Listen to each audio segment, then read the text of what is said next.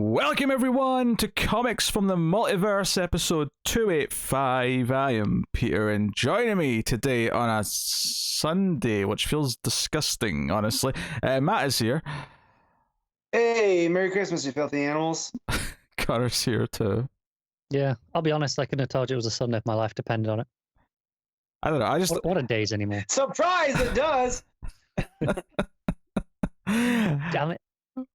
It's just Christmas fell on a Saturday, which is normal recording day. I don't know, have we ever done a Sunday before?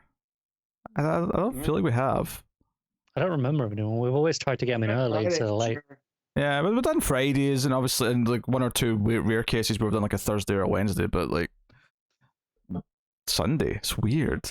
But yes, this is your slightly post-Christmas edition. All the books are pre-Christmas because obviously they came out on Tuesday, and we're going to get into our slate of DC Comics for the week. It is a DC Comics podcast. Coming up on the show, we have Nightwing 87, Justice League Incarnate issue 2, Batman One Dark Knight issue 1, Catwoman 38, Catwoman Lonely City issue 2, Supergirl Women of Tomorrow issue 6, Batman Catwoman issue 9, and Refrigerator Full of Heads issue 3. So that's what's coming up book-wise. Not a lot of Christmas about the books, although Batman Catwoman actually kind of is, but to be fair, that entire series has been set at Christmas, so that doesn't really... Each issue is a Christmas song title. Yes, it doesn't really feel that noble to mention it, so... I'm very glad I didn't try it anymore now. You know. Oh yeah, Mr. Grinch over here. I hate the sound of that. Christmas all year. Oh, God. The number of ways that you're terrible just keeps getting bigger. Connor. Yeah. But this has been like terrible for a while. This isn't like a new terrible. I know. I think that goes for a lot of what Connor is. It's not, none of it's new terrible. It's just the old ugly terribles just rear their head. Just once in a while, you're like, Well, it's like I forget that he doesn't like Christmas, and and then on top of it, just yeah. Christmas, That's Back to the Future, which I watched yesterday on Christmas. So that just probably melted Connor's brain. Somewhere he was like, I'm annoyed, but I don't know why. That explains a lot about yesterday. Oh dear. Yeah, so fair bit of comics to talk about this week. And we are planning our usual annual episode, but I don't know when we're recording it exactly quite yet. We're going to talk about that after we're done today, but that will be coming up, talking about the best comics of the year for 2021. I had to think about that there because we're going to 2022. Yes, but we had to do it after this week because these books this week all count as 2021. So technically, there's still some books left to talk about before we can do our best of the year stuff. Still got this week coming as well, haven't we? That's true. Technically, yes. The annual has to be after the next regular episode. Because that's on those books come out on the 28th. So that's those true. Definitely count. That's true. Admittedly, though, if the perfect time happens to be before that episode, I don't think we would push it just for that reason. I think we just accept that 1 week's getting sacrificed. That'd be my thoughts. we should probably check what books are coming out that week first. Possible. What do you say at the end? We always do at the end. Obviously, I meant at the end. I didn't mean like go out your way and do it right now. I just meant in general. Yeah, we got ComiXology top 10s to do right now, baby. Is it Batman? X-Men. Oh dear. I suppose I'll give it to Matt technically. X-Men Trial of Magneto issue 5 is number 1. And keep in mind, we're recording this on Sunday. It's not that much of a difference compared to normal, but it's one day later, just in case that affects the outcome here. But yeah, Trial of Magneto is number 1. Number 2 is a DC book, though. Is it Batman? No, better than Batman. This week. Nightwing. Nightwing is number 2. Issue 87. Delightful to see. More on that later, obviously. We got Star Wars Darth Vader, issue 19 at number 3. And then Amazing Spider-Man 82 at number 4. Number 5 is Sword, issue 11. And then number 6 is Batman Catwoman, issue 9. So that's still doing fairly well when it comes out. Number 7 is Avengers 51. Number 8 is Wolverine, issue 19. And number 9 is Batman One Dark Knights, which is pretty good, for like a $7 book. That's not too shabby. And then number 10 is Moon Knight issue 6. So definitely more Marvel leaning this week. Mm-hmm. We had 3 DC books in the top 10. There are less DC books overall this week, I'd say, and also the ones. Some of them are pricier. Yeah, they're the more prestige books, which obviously are well loved and get a lot of critical response, but aren't necessarily big movers in terms of not. I mean, they'll be big movers when they get a trade. Like that's a different game. And also, they only need to sell half the amount to still make twice the amount of money, or the same amount of money. Same amount of money. Yeah, your math was. Yeah. I couldn't decide which one I was going with. So somehow they were doing double of what they should have been doing. Yes. There. Clearly, it was either going to be half the amount for the same amount of money or the same amount for twice the amount of money, and my brain decided it was going to say both. Negating both and sounding like an idiot in the process, yes. Yeah. Your brain said yes. Pretty much. Oh, dear. Yes, so that was basically it. Just League Incarnate was just a couple of spots outside the top 10, so that's still doing okay. Right after that, Supergirl winner tomorrow, so those are both still quite high up. Basically, after that, you start getting to a lot of the things that are on sale because all the holiday sales are still ongoing. There's a lot of Marvel Masterworks right around there because all the volume ones are all $1, and then all the volumes after volume 1, but barring ones that came out in the last like 6 months, are all like $2 each. So if you want to go get some classic Marvel, there's like tons of it just for I'd say cheap. that means Catwoman Lonely City is probably quite far down, but given the amount of things on sale for a very cheap price, it doesn't necessarily mean it's doing that bad. It's number 24. It's the very last thing on page 1, the sales. So yeah, it's not terrible. Yeah, so it's behind a lot of Masterworks Volume 1s, but it's not behind any Volume 2s or onwards, so that's good. Only the $1 books managed to beat it. Again, that's an expensive book. And it is, yeah. It's another $7, $8, whatever it works out as. I'm used to the UK prices, so I don't, I don't know exactly, but at glance. So, cool, there you go. That's ComiXology Top 10. Not much to it this week, but comics still doing well despite it being Christmas, unsurprisingly. I didn't find any news, but Connor claims he saw a delay. Yeah, I mean, there's a few handful of things that were delayed from like last week to like the next week or whatever. I'm not going to bother with those. But the funnier one is the Justice League Annual 2021 has been delayed into 2022.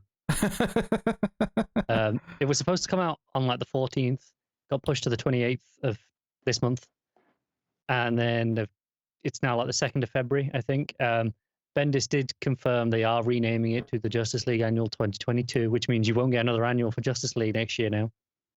I mean, releasing an annual in December with their new naming system is always going to be risky now, because if it does get pushed, it's a very good chance it will push into the next year. Yeah. So I think, I don't know if it's Bendis or if it's printer issues, that book's been running behind a while. There's been a handful of delays. It's why the Justice League Dark Annual that Matt read that was very confused about, because it took place essentially after like another 2 issues worth of Justice League, because Justice League was running behind and they hadn't published those issues yet, is the reason why. Yeah, I don't know why they didn't delay the annual. But... We got a comment explaining that, because Matt was. I mean, I wasn't paying attention to Matt when he was confused, but there was a comment saying Matt's very confused because he probably didn't notice the small caption that said this takes place before or after issue whatever. Yeah. So, oh well, there you go. Not a whole lot of news. Not surprising. It's Christmas time. They don't tend to release big news over that period for obvious reasons. Again, it was just stuff in Bendis' news, which I didn't read. I just know because it had news in, so it was shared. The reason he's stepping away from Justice League and maybe some other stuff is because he's writing a Legion of Superheroes show, an animated show for HBO Max, which will be an adaptation of his own Legion run. So, yay. No, that's fine. I won't have to watch it. Yeah. So it'll be fine. Okay. Well, I wouldn't have watched it anyway, I don't think. I mean, I'm not against trying more Legion stuff, but Bendis Legion stuff, I mean, yeah, I think I'm good. You've learned your lesson. Yeah. Pretty much. Rough times. Did everyone have a nice Christmas? Suppose it was Yeah. a bit of small talk before we get into the books. Yeah. And a very unusual Connor? Christmas because I didn't have a Christmas dinner for the first time in my life because I couldn't cook one. So I had to do the weird thing of ordering a takeout, and so it was rather un-Christmassy. Yeah, But, yeah. we thought we'd eat Chinese food for the first time ever, and all the Chinese places that we wanted were closed. So which is great. Spend time with your families, you know. But I had to make dinner instead. Yeah, we went across the street to this like Turkish Greek place. That I mean, it's literally the closest takeaway place to us. It's like a 2-minute walk, if that. Pitas for dinner, huh? Yeah, I had some like spicy lamb wrap thing.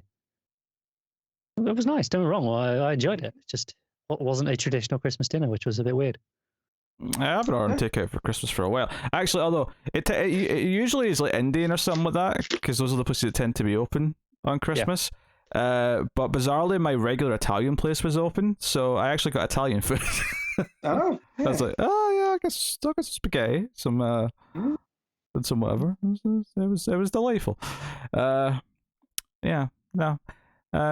Did quite enough Christmas. I don't really have anything comic related to share, other than that I signed up for Marvel Unlimited. So, you feeling okay? I feel like do you know what, Matt? I basically went all of the year almost without reading anything that wasn't DC for the show. Mm-hmm. So I had an itch to read some other comics. Fair enough. So, yeah. I got a couple of comic trades. I shared them on Twitter. Nothing DC related. I did get. Hang on, they're in this. They're in this box here. It's a bottle. Oh dear. Box, but that's not what's in it. It is basically at work we had a series of little DC toys.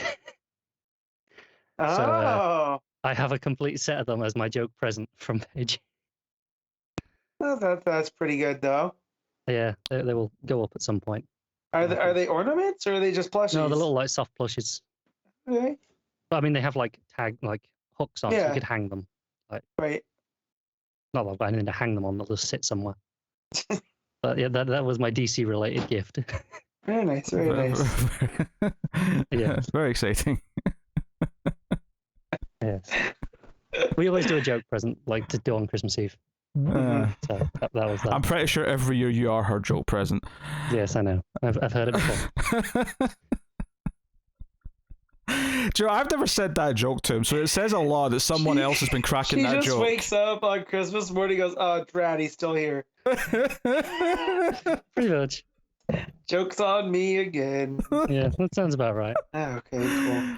This weird rebellion phase of my life where I'm pretending that I'm going to spend my life with this ginger guy. Like, it's starting to go on a bit long now. Maybe I should actually start to think about the future. It's a very long phase. Oh dear. Okay. All right, yeah, let's talk about comics. Yeah. Let's talk about comics. We will start off with Nightwing, issue 87, Tom Taylor writing with Bruno Redondo on the art, and this is the fabled issue that has been teased for some time, where the entire thing is one continuous image, that if you did take all the pages out and laid them all side by side, you would form one long, very wide image. Guys, don't do that because you'll forget that they're front and back, and it won't work. Yes, you need 2 copies. They have bought 2 copies. Yeah. Yeah. So I might have to restaple mine together. I'm just saying. I know my shop did one of, like, 'cause obviously the shop, they have loads of copies, so they could just lay them all out next to each other so you could see it. That's pretty cool. Yeah, just open them all, and just... Yeah. They didn't need to destroy copies. I read mine physically. I think Pete read his digitally. Yes. How'd that work out? Because there's no front and back for digital. So I'm sure it was almost like a motion comic. Yeah, it's funny because obviously the first and last page are single pages, and the rest are all 2-page layouts or spreads, depending on your preference of choice.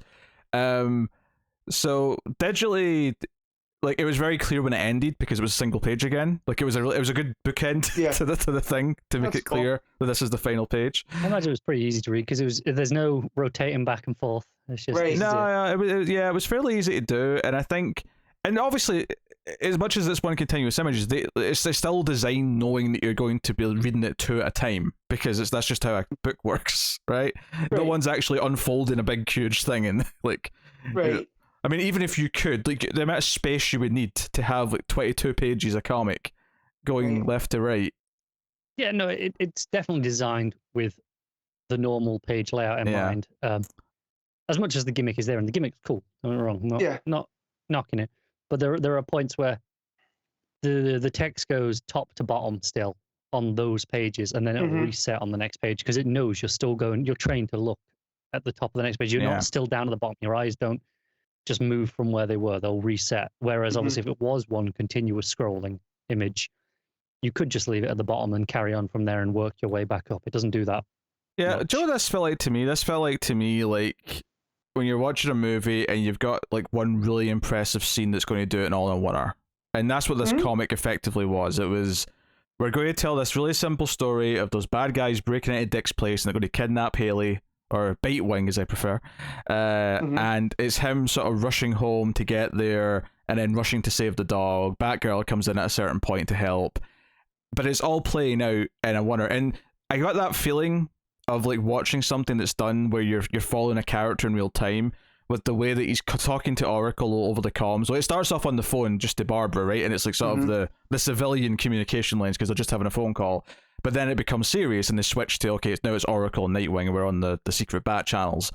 And then eventually when she comes in, it felt like one of those types of stories where you hear a character for the first half of the story and then they come into it like halfway through. I definitely got that vibe from this as I was reading it, and some of the feelings that I get from real time or close to real time set in one night stories that you get in other mediums. So I really dug that. Yeah, no, this felt like however long it was set, it was meant for however long it took you to read it, right? Because it moves really quick. Like this was not. It's a very not fast that much read to of a read. comic, isn't it? Yeah. So, and that's really cool. Like I've been reading people have been calling it like filler or whatever, and that's super annoying because it's not like it's just filler in the way that it's not that it impacts the overall story. This is a piece of art that I can't recall any other comic doing something like this. You know, at this point of this particular run, what is the quote unquote real story that this is filler to? Right. I saw that going around. Well, this is the thing. The point of this issue is that because this is the thing, the target is not Nightwing in this issue. The target is Dick Grayson, because Dick Grayson has publicly said that he's going to funnel all this money into the city and solve all these problems, and that's pissed off the wrong people. So this is fallout from what the main story is. The main story is that he's doing this with all of Alfred's money that he got. So, I'm not sure what you would do otherwise for this to be classed as not filler in the minds of the people who are calling it filler. Yeah, I just saw that and I was like, you guys don't get it then, I guess. Like it's like this really cool piece of work that, you know, it's the story working with the art. Like the art's doing a lot of the heavy lifting, right? Like there's dialogue and whatnot, but there's not a whole lot. Like if I recall, there's no like inner monologue from Dick or whatever. No, a little bit. Not that much. But there might be a little. It's conversation back and forth with Oracle, or it's his inner monologue. Because some of the pages are really inventive. I love the way it shows you, like when he gets to the apartment, he's beating up the bad guy, and it's almost kind of like the old boy scene, right, in the hallway, right, where he's going through the bad guys. That's what it feels like. But he jumps up out the skylight again, and then goes to the outside and comes back. Drops down into the street. So, but the way it sort of shows, and some of the pages, like see when Barbara shows up, and there's that scene where, and some of the transitions as well. See when the van goes around the corner and it transitions to the highway. I love that transition over those like 2 or 3 pages.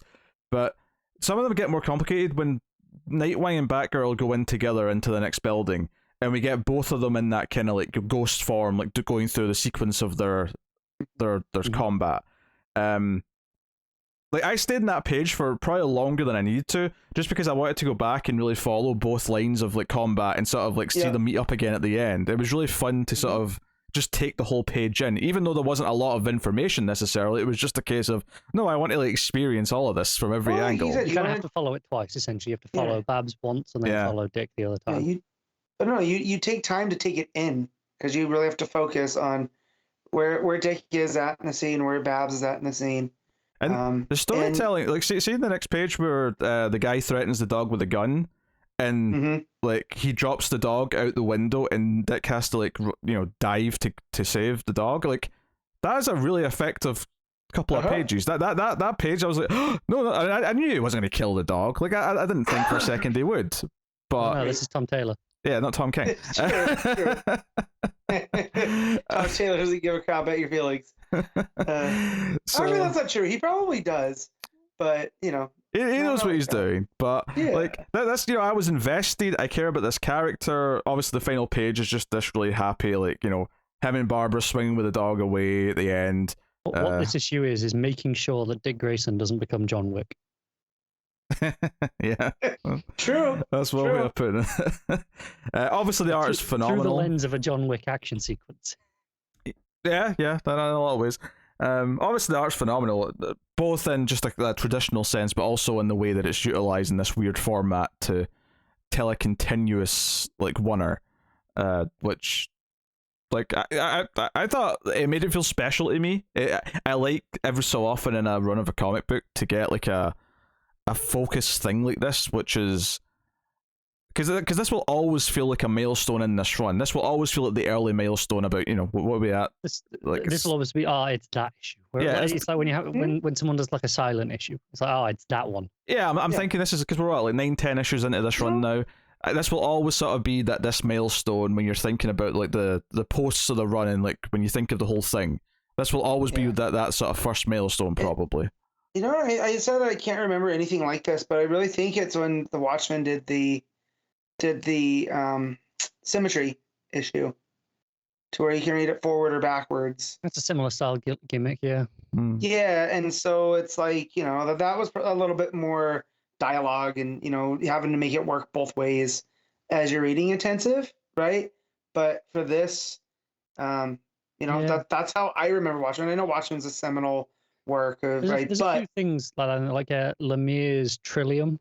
I think the first issue was like a flip book essentially, where you could read it either way, and like the stories kind of met in the middle. Yeah, I mean that was. I don't want to downplay it because it was a fine technique for what it was doing, but that was a lot more simple, and it was just there was two characters. They both ended in the same. Down.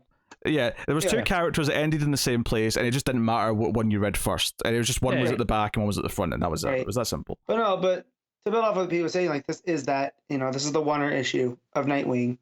Just like Watchmen has that symmetry issue, or there's a silent issue. And I think that's really cool. You leave your stamp on. I don't have an example, but alternatively, you may have like a black and white issue, and otherwise normal, printed run or something like that. Right. The fact that I can't think of one of those immediately is bizarre, because that feels like such an obvious thing. It does, doesn't it? Yeah, it feels like such an obvious. I think that. I think what this does is that it's a really fun, exciting piece of art, which is really entertaining to read. But it establishes, again, Dick and Babs working together. Their relationship feels at the forefront. Brings the dog back into it in a way where you're like, okay, this really solidified who the main characters of this run are. And it really solidifies kind of what the main themes of the book are. Yeah. And that Dick's not just going to be like Bruce. He has to be different. He has to do things his way with the money that Alfred gave him. Now, we know Taylor loves Black Canary, right? Do we think that this is at all influenced by Green Arrow, Black Canary? How when there's been a Green Arrow book, Canary's usually, just the in the second. way he's incorporating Barbara. Yeah, and it's like it's not about the relationship; it's just them. This isn't any there's not any spin going on. It's just like dating or not, they're partners here, and it's real cool. Yeah, she's the second character in this book. Yeah, she absolutely is. I'm wondering if he has any of that influence here with them. Because it works just as well. Yeah, yeah. No, it's not it's certainly not a bad way of looking at it. And like, it could equally just be the other way around. Like, it could be a Batgirl book someday where Dick's just a secondary character, and that would be cool too. But it was delightful to see, because the Taylor's been retweeting lots, because the trade just came out, the hardcover, and he's been retweeting a lot of people showing it off, and it's got a really nice, because these have been doing this for a while, but the actual hardcover itself's got printed art on it, so it looks quite nifty. And then again, it was sort of like, again, the last 24 hours, because of Christmas, like a lot of people got it as a Christmas present, so he was retweeting tons of people opening their Nightwing trade. But one of the things that he said a couple of times is that him and Redondo have got a long tenure planned on the book. Like, so, because there's been a lot of times, like, since we started this show, there's definitely been a few things where we were hoping for long runs from certain teams that were on a book, and then like after 12 issues, they'd be like, oh no, that's it, it's over, like, it's done. Yeah. I mean, even something like Taylor's Suicide Squad, which we loved, and I'm not saying it should have gone on forever, but it was 11 issues, and that was the story. I'm sure. I believe that was the plan, but also I could have had years of that. Yeah. Well, I mean, if you're reading Son of Kal-El, it feels like that's a spiritual successor to anything he was doing in Suicide Squad. So who knows if that's the type of story we're gonna get? Just that John, just the different character there. So. But admittedly, if you told me, I mean, I'm not saying it's just, I mean, Suicide Squad, I believe, yes, it was just a planned story that was ending when it was ending, but if you told me that was ending so you could do a long run on Nightwing, I would have said, sign me up. Like, yes, easy. I will accept the sacrifice. Yes, give me Nightwing. I love the Suicide Squad, but give me Nightwing. Yep. Match made in heaven. And this issue is just further proof of it. So, yep. And luckily the sales are reflecting the love of this, and showing that he will get a long run on it. And not only that, I think that this, like, he's going to have a Batman run, maybe not right after he's done with Nightwing, but like within the next 5 years, he's going to have a Batman run. He just signed an exclusive contract. He did. Yeah, that's what I was going to bring up. He's going to be, I think, more DC books in the very near future. Yeah, I think he's at a point where if he pitches them a story and they don't have something else going on, I'm sure they'll just give it to him. So if he wanted to do Flash or Green Arrow, Black Canary, whatever, I think he's at the point where they'll go, sure, here you go. I think there's a few things that are happening here that are really notable. One, this is proving that he can just take one of the I wouldn't say it was a flagship book, but he can take one of the ongoing characters, their ongoing book, and do a long run that fits into continuity with it. It's not new. He's elevated from the side universes and the Elseworlds and all that sort of stuff. 2, he's proven that when he does that, he's a consistent seller. And 3, that his name itself is starting to get enough of credibility with the audience that he's got a following who will try anything he writes. And that's a concoction for a lot of long runs. So me and Pete have brought up numerous times, because I was late to his Wolverine title. Yeah. But like, he did stuff on that book that made me care about characters I did not care about. Yeah. Like even Laura herself, I was like, she's fine. But coming out of All New Wolverine, I was like, no, she's a solid character on her own. And she's one of my favorite Marvel characters now because of that book. Yeah, and like, so when the joke comes up, like, there's a guy Wolverine, like an old dude. Like, I just love that joke because of what he did there, and then adding characters like Gabby, it's just he really knows what he's doing. Yeah, it's him. Obviously, he's moved on now, and he's DC, and I'm happy about that. But the other person at Marvel who does that with me is Kelly Thompson, where like, will make me read a book about someone I didn't care about, and I'll be kind of into it. That's why I'm going to read the Black Widow book that's going on right now. You've got Marvel Unlimited. The only thing I've read in Unlimited so far is issue 1 of that book. That's the first thing I read. Is it good? Way to go, Pete. It's pretty good. I mean, the plot revolving around this amnesia thing, I'm not sure about yet, but all the action and the art look great, and the other characters. The amnesia thing's only the first arc. I suspected as much. It was a weird story place to go. I had no idea that's what it was about. So when it took that turn, I was like, oh, okay, all right. I do kind of love Hawkeye and Bucky, reluctantly teaming up to try and find her because she's been missing for a few months. That's kind of a fun vibe. Wait, we're talking about Clint Hawkeye or Kate Hawkeye? Clint, yeah. All right. Well, it makes sense. I mean, Natasha and Clint have got a history, man. It makes sense. No. I understand that, but when you say Kelly Thompson and Hawkeye, Oh, sure. I Okay. think of Kate. So I got excited real quick that like, wait, is there more Kate that I missed? This is her doing Hot Guy There is a for new change. Kate mini though, isn't there? It's not Kelly Thompson. But... Yeah. No, but I am gonna wait. There's two. I almost picked up the first issue last month. I'm gonna wait until I hear things back. I'll eventually get to it because it is. I mean, I'll read it when it hits unlimited, so I'll let you know what it's like. Yeah. So it might just be a trade. I don't think it's a. I think it's a mini. I don't think it's a full. Mini, yeah. So I might just wait for the trade anyways. Regardless, because again, I have to read all the Kate stuff. Which I jumped when Pete said Hawkeye, and I was like, wait, there's more Kate that I have to read now. So not either way. Book, no, I will. It is Thompson. It's been on my backlist. I picked up some being in a Daredevil mood for no particular reason. I picked up Zdarsky's first two trades. So good. That's pretty good. It's good stuff. I'm gonna jump back into some Daredevil because it's been missing in my life.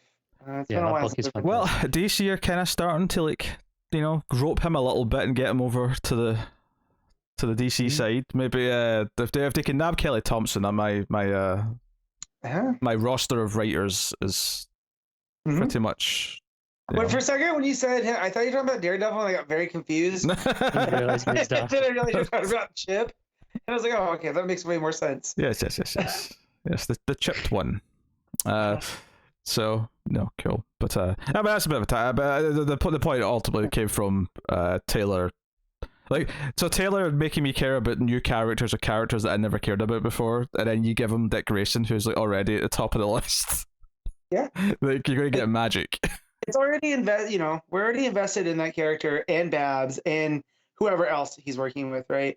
And now you're just gonna tell a fantastic story about Bloodhaven and what it means to Dick and him trying to do good, and it is peak Taylor when you think about it. Right? And just to reiterate, this issue is about the fallout of what he's doing publicly, and we're seeing the effect it's having on Bloodhaven. So I completely disagree with any notion that this is. I hadn't heard this until you just brought it up on the show, which is why I'm just reacting to it now. But so no way is this filler.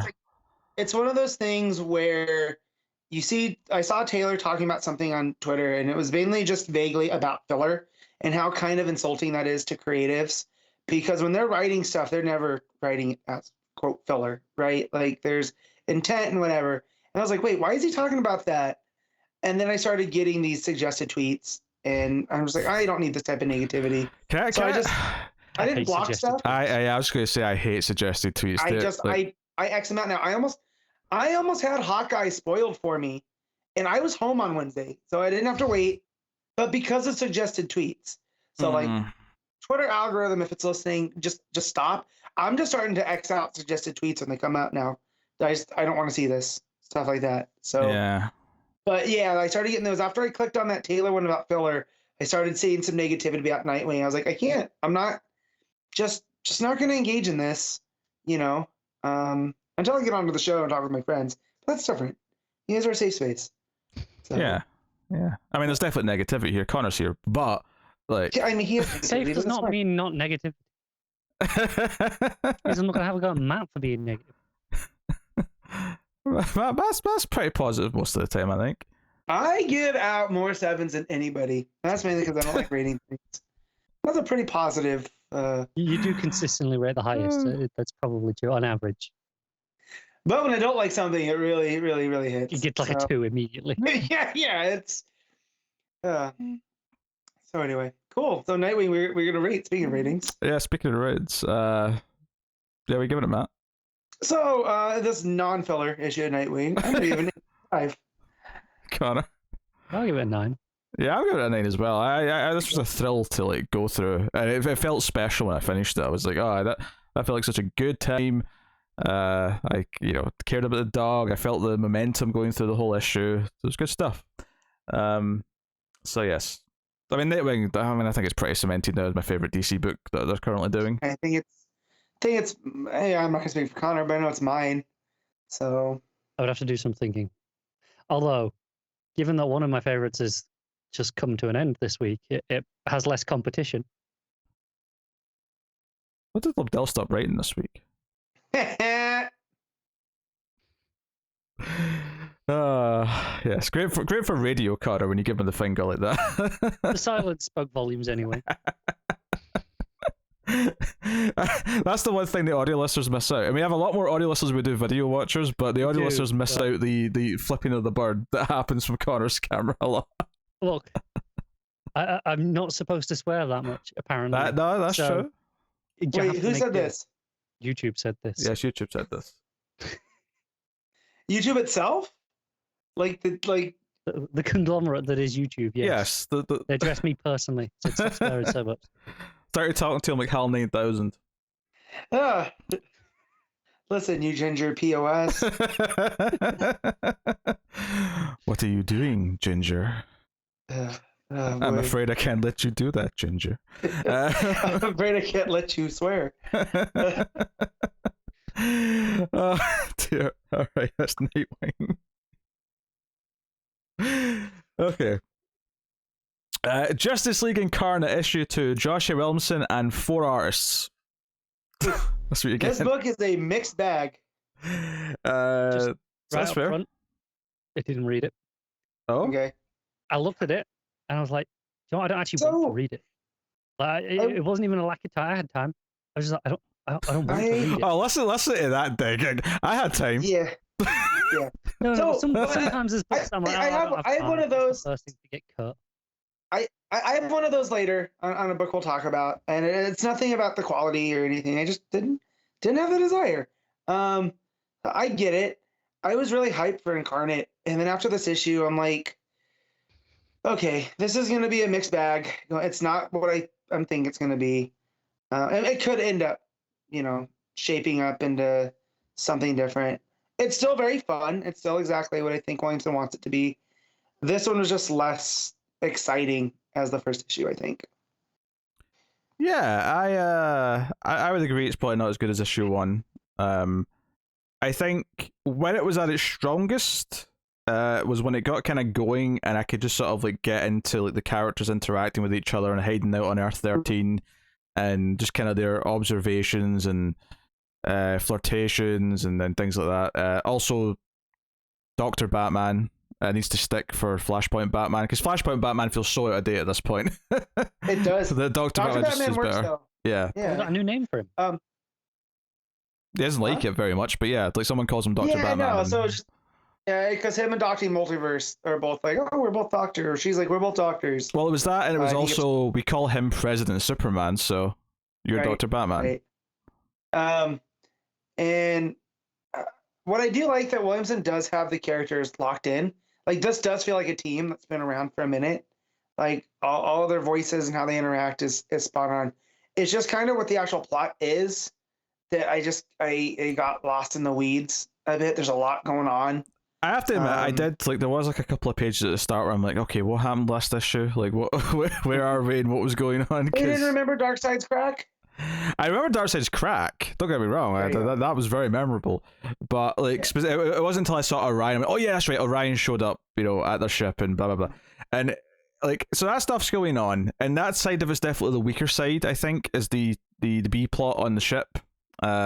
It's just a little less focused, and it's clearly not the core group that we're following. And the core group who run into this alternate version of Constantine and the Tavern of Mystery. So this Earth 13 is the magic Earth, right? Where Super Demon exists, and so their Justice League meets at a tavern.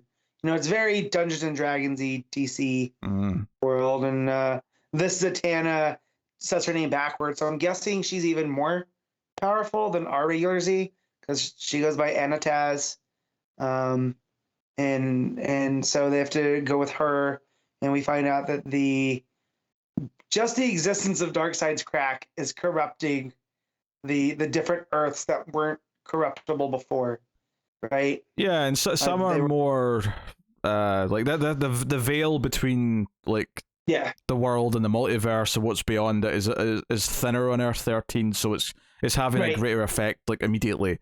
I mean, for me, most of it, because obviously I'm not a big magic guy, but I was kind of into once it settled into this, and it was just like Captain Carrot complaining that he hates magicians because he's worried that they're going to try and put him in a hat. I thought it was actually kind of delightful. Yeah. And there's just all these little character beats were kind of what I was enjoying about it, and it was making it kind of easy to just enjoy, despite the fact that it is doing kind of a lot of crazy stuff with alternate versions of characters, and you know, you have the Etrigan Superman or Demon Superman, whatever they're calling him. Super Demon. That was the name. Which is really cool. I love that concept. Super Demon. By the way, all his rhymes sucked. By the way, there was a lot of stretching going on with these rhymes. Just you know. But yeah, and then also Williamson decides to start with the whole B plot, right? They have to turn it. Orion's like, we have to turn the House of Heroes into a battering ram, you know, to thwart Darkseid's crack, and you know, because this is the place at the Monitor. So us just going back to the Monitors and like that kind of stuff, I'm not nearly as excited for. Because I'm kind of liking this House of Heroes kind of policing the multiverse in and of itself, right? Like the Monitors and whatnot just kind of makes it more messy. So yeah. And then just that with the different, like the people from Apocalypse attacking and Orion being like, well, we have to do this now, and well, we'll put it into my. It seemed messy. Like I still don't understand why we have to use it as the battering ram. Exactly. Yeah, some of that stuff just felt like really quick. Like it didn't make a whole lot of sense, and I'm sure Williamson spent a lot of time thinking about this and why it all makes sense. But it's not something that easily you get across in a comic book. It's just it's you know, it's like reading a Flash book where there's just some mumbo jumbo about the Speed Force. So you just kind of have to roll with it because otherwise you're just going to go insane trying to like make it work in your head. Right, but see, I just wish there was more of the interpersonal stuff with them on that Earth. You know, well, I guess like that's you said, Captain Carrot. That's what makes the B plot though, is that it doesn't get the same time as the A plot. I guess the thing where you either like make or break your opinion on this book is that so they all teleport because what happened in the last issue is they basically followed Darkseid through the boom tube, but they ended up at Earth 13 instead. They didn't actually go to where he was, and then suddenly when they're with all the magic characters in the tavern, they all start to teleport, and they eventually kind of catch up with Darkseid, and Darkseid's fighting this big godlike being. That's right. And all this is going on, but there's like an energy coming from the crack. They're going to try and like go in and get Barry. It doesn't really work though, and something comes out of the crack, and this is the point where many people, I could almost hear people groaning when I read this. Oh, before I read this, I got spoiled on what this was, and again, getting annoyed because you're missing the point of this. So out of the crack comes the Batwoman who laughs. Now, no. Right, I understand. Yes, no, the visual of this, because I saw the image because a full page spread, and I went, oh god, he's back, and then I read the actual text, I went, oh, it's the Batwoman who laughs. Oh, it's a new, and she's got like an Infinity Gauntlet on. There's like a whole thing. Anyway. But then, like, they do say something in the next page that's quite interesting, because someone says, wait, isn't the Dark Multiverse gone? Isn't that done with? And someone says, yeah, it is. This isn't from the Dark Multiverse. This is actually Kathy Kane from Earth. Was it 9, I think? She like, basically this crack in the multiverse is starting to corrupt worlds, and this is one of the results, is that we've effectively created a new Batwoman who laughs because of this. So I was like, okay, I kind of like what you're saying is happening here. But I did groan at the visual of the Batwoman who laughs. I think that was the intent, though. I don't think like this is Williamson setting up the Batwoman who laughs as the ultimate, heavy for this. It's still, Darkseid trying to bring the Great Darkness. This is just one of the things that's popped out to show the stakes. Right? And we thought the Dark Multiverse was gone, and it's the Batwoman who laughs should not exist, but that's how bad this Great Darkness is, that it corrupted Earth 9's Kathy Kane. So at worst, I would say she's going to end up being like a foot soldier for Darkseid. If she makes it out of this, and you don't get, we don't know. Yeah, they teleport her to the House of Heroes, thinking that they'll be able to deal with her. But what they don't know is that the House of Heroes are currently in this war with parademons and trying to do all this crazy shit to get rid of that. The end of the issue is basically that, and this is against Dr. Batman's wishes, but is that they have to essentially do what they did last issue and basically teleport the crack to some other dimension so that they can sort of like live to fight another day because they can't win this right now. And Flashpoint Batman's not happy about it. He doesn't want to do that. But there's a bit of a problem this time in that they get separated. So President Superman and Dr. Multiverse end up on, one Earth, and then it's like, okay, where's the others? Flashpoint Batman looks like he's in like an animated series looking Earth. You've got Avery's in like a pirate ship looking Earth. Looks like the Watchmen pirate universe. Oh, that'd be. That would be a big deal if it is. Yeah. And then Captain Carrot is. Looks like Wildstorm. Yeah, something. Yeah. Comic booky. So, yeah, like, I mean, honestly, that was probably my biggest thing of the issue, is that I too was kind of a little bit annoyed. Is every issue until issue 5 or 6 going to end with them jumping to a new Earth? Right. Like this is only issue 2, and I already felt a little bit of a formula here at the end. And that felt like a shame, because it felt like issue 1 was very exciting and set up this big story, and I don't want it to feel like we're doing kind of like, oh, each issue's this, but it always ends with them jumping until maybe the last 2 issues where they have some sort of big. This is Quantum Leap, the comic book series. Yeah. So that was probably the biggest disappointment. I still had a decent time reading it, though, I would say, and I'm still invested in what it's doing, and I'm liking the characters for the most part.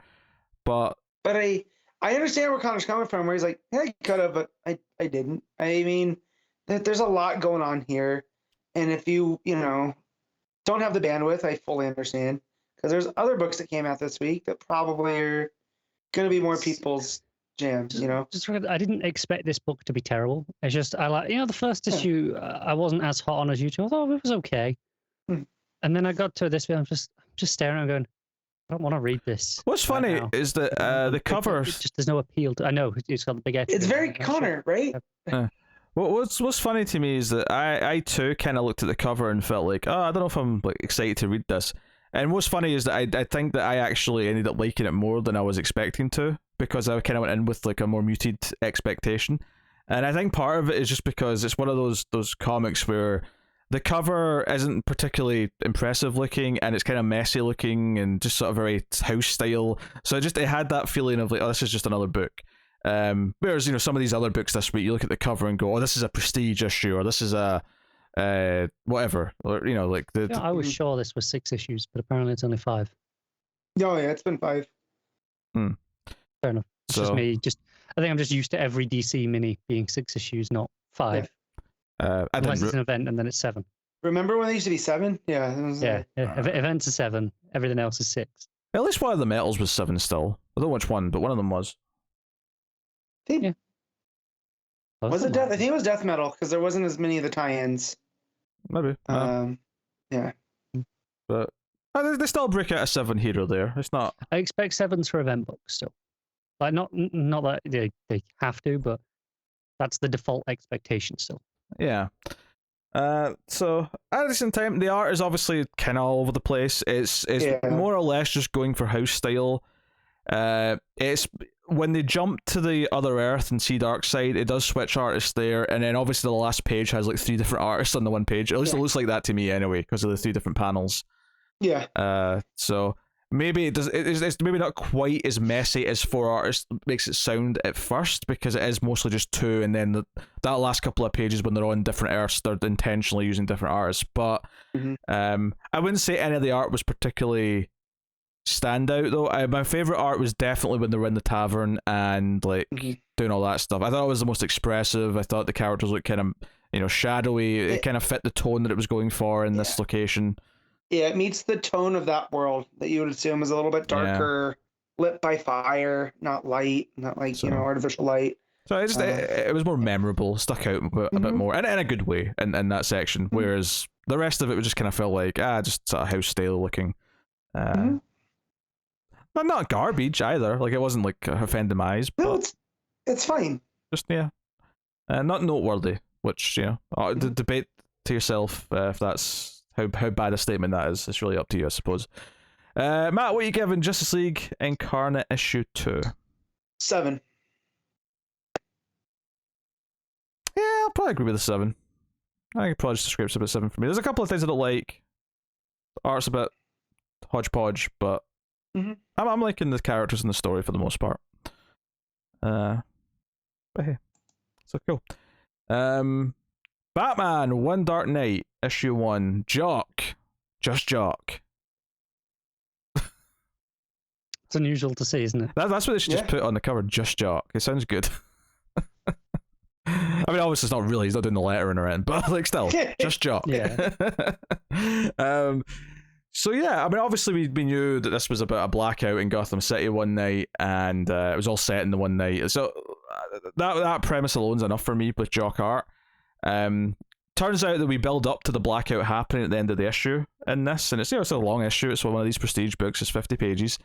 And we're introduced to what I believe is a new villain that's created for this book, EMP, who's, of course, his real name also has the initials EMP, which, like, maybe to your taste, whether Probably how it was called. Yeah, whether you love or hate that, but that still made more sense to me than, say, like Edward Enigma, which is too on the nose because the name actually means something. At least, you know. That's when you start to get to fate of it. Say, was he always fated to be Riddler? Yeah. He's, well, they changed it eventually, didn't they, to him having like a birth name that was different, and he changed it because he wanted the pun, which, you know, okay. Right. You're filling in your plot hole a little bit there, which is nice. Mr. Freeze is still the egregious one for me. Freeze is, yeah. Obviously, they try to be cute because it's the spelling's obviously different, but yeah. This one I don't mind so much. It's just initials. It's just initials, yeah. Like I was, it's Eddie, M's something. Was it Priestley, what the last name was. I really don't remember. We'll find out in a minute when I get to that page. Okay, it's EMP. Full of matters. Yes. So I quite dug this. I don't know how everyone else feels. I have no idea. Matt, how do you feel about it? This is the one that I started reading. I was like, I don't care. It's Jock on art, which great, but just reading it, I was like, I don't have the bandwidth for this right now. That is shocking to me, but okay. I know. I get it. I thought it was fine. I think the art's gorgeous. Yeah. It's as expected. Yeah, the story is fine. It's not bad. There's nothing wrong with it. It just doesn't grab me. But I will say, I think Jock isn't a terrible writer, because this is the first time I think he's really written his own projects. Mm-hmm. I do think he ends his book about a few pages too late. There's like 3 or 4 pages extra at the end of this issue that just shouldn't be there. Sure. I'll look at them when we get there and tell you if I agree with that. But yeah, so as I was reading this, I was like, man, I'm sure Pete's gonna love it. It's Batman, or it's Jock doing Batman, which, but I was like, I need more than just Jock doing Batman. I do think the first handful of pages was the weakest. It took me a few attempts to get. Yeah. I kept I'd read like 2 pages, and then I'd be like, I'm going to stop and go, I'm going to have a drink, or I'll glance at my phone or something. And I don't usually do that with comics, but it took me probably about the first 10 pages to actually get to a point where I could sit and read it in one go. Let me bust in here then and give some positivity, because I kind of love this issue. There's a lot of things about this that I really liked. I love the one night setting. I love the way it builds up the mood around the city, and that the gang's all gearing up for something. Arkham's gearing up for this transport, because the plot of the book is that they're transporting this villain, EMP, who sucks in energy from around him, absorbs it. They're transporting him to Blackgate, and it's all under this, was it Vasquez, the head of the prison system or something. And she's speaking at a thing where Gordon's also at, and all these things are happening around the city, and it's sort of setting all this stuff up. And they're transporting him on like a Faraday truck, which looks kind of like... It's like one of those buggies you get when they're riding around on the moon, but it's like the size of a monster truck. That's what it looks like to me. Faraday cage in science is like it's one of those no electrical impulses can come in or go out. Oh yeah, I know what a Faraday cage. I'm just talking about what this truck looks like. Gotcha. So I liked all this build up. But what I really loved, because ultimately what happens here is you get a gang intervenes, hits the truck with a rocket, and Batman, who's monitoring the situation the whole time, has to swoop in and try and intervene. What I loved here is that you get a map of Gotham right early on in the book. It shows you a map of Gotham. It shows you the route they're going to take. It labels all the sections of the city. And I thought, that's neat. And I didn't think too much of it. I just thought it was neat. And it was sort of showing you the various chatter from different locations. So Blackgate saying, hey, we've got our super advanced Faraday cage ready, and someone else is saying this, blah blah. Later on in the issue, once everything's gone down and we're wrapping up towards the end of the book, and it becomes clear that the truck is immobilized. Batman's had to like save EMP, knock him out, and take him from the gangs that are coming for him. And it's like, wait, the plot of this book going forward now is that Batman is going to have to, on foot, cover like 2/3 of this journey. And it shows you the map again. And it shows you where the truck was hit. And it shows you where all the gangs are en route to like try and intervene. And it's basically like the Gauntlet's a movie that has like a kind of a plot like this. 16 Blocks that Richard Donner did with Bruce Willis has kind of got a plot like this. So it's a very simple action movie plot, in that the power goes out and Batman is on his own with basically no contacts at this point because he can't talk to Alfred because everything electricals went down. And not only that, apparently EMP releases like people start to like get riled up. Like it releases energy that hits people. And it's starting to affect the city, so they're going to get the city itself is going to get crazier as the night goes on because he's out in the open. So you've got all this, and the art, of course, is gorgeous. There's like 2 similar 2-page spreads towards the end, where one's where like he does sort of detonate like an EMP grenade when he hits the bat signal, because he's in like the neon part of the city and he's like sucking in all this energy, and then he falls into the bat signal, and that's when it goes boom.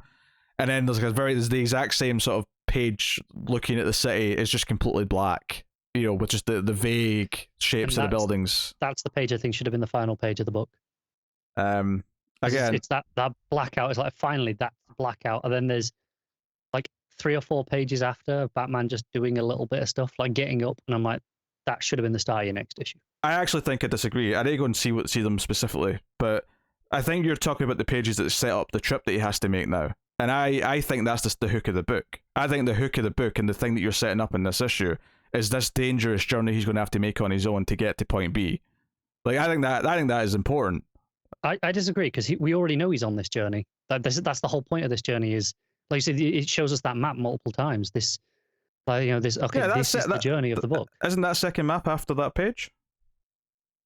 It might be, but the first map that we see anyway. But I think the second map's the important part. I think that's the part you need before the end of this issue, because that's the part that says this is how dangerous it is. This is all the ground he has to cover, and this is all the obstacles that are going to be in his way. That's what made me excited to read issue 2. So I think that page could have been before the blackout. Like I think we could have seen that earlier then. No, I completely disagree. I 100% disagree with Connor on this. I think the setup for what this plot actually is after the blackout is the most important thing, and I think it is necessary as the ending of this book. I couldn't disagree more with that. I think for me, ending with the big explosion, that double page, a couple of pages there that you've got of people looking around. Like this is where I think you could have moved a couple of those pages, like the map, like Batman. You could have had just a page of that, him looking there. But I think that double page of just an ending on the double page of the blackout, where it actually says, whatever the line continues from before, and it just says blackout on it. I think that should absolutely have been the final page of the book. It's okay. You're allowed to be wrong. You've done it before, and you'll do so many times again, and that's fine. I think this call to action with him picking him up and walking off at the end is exactly where this book needs to end. So I would full support of Just Jock. Just Jock. Also, Jock showing his Britishness when he was naming the areas of Gotham. Because 2 stuck out to me. One, that Burnley is an area of Gotham now, apparently. Mm-hmm. And that one was just on the map. I don't think we went to that one. But the one that really stuck out to me is because there was a panel and it had the location, and it was Coventry, which was weird because that's my hometown. I was like, wait, what? I mean, it's not uncommon for places in the US to be named after UK places. No, but I've never heard those names in relation to Gotham before. So I'm saying Jock is true. There's a few that I do recognise though. You got the Bowery, you got I was looking for the Narrows and I didn't see it. That one's not there. Nah, there was no Narrows. No, they've got like a Broadway. They've got Old Gotham, a Chinatown here, Upper East Side. Right.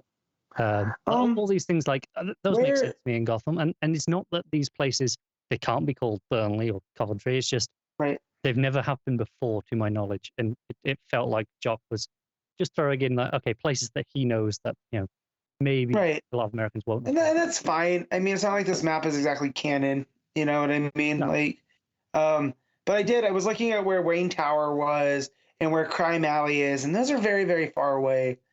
And it just makes me wonder if that was the only theater that was showing Zorro in Gotham, and why they were so far out of the way in Crime Alley. Whoa. Wayne Tower's not where they live, though. So what was that going to do? No, I know, but you'd assume Wayne Towers kind of where Thomas would do business, right? Like Wayne Towers is by where the hospital. Sure, but the mansion's outside the city, so maybe the mansion's on, the other side.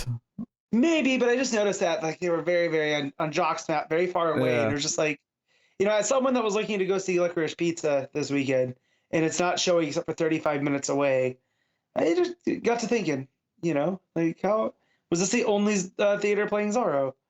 Yeah, no, the further away we get from the release, and it not being contemporary for when they were playing it, it was like, oh no, it's just somewhere playing this movie. The more likely it becomes that it can be further away from wherever. That's true. It's an old movie. True. Yeah, that makes some sense. But I think what's great in this book is the pacing and the way it really feels like everything's coalescing. Because eventually, Gordon and the Vasquez lady find out that the truck's been hit, and they start moving towards the crime scene and try to get on top of things.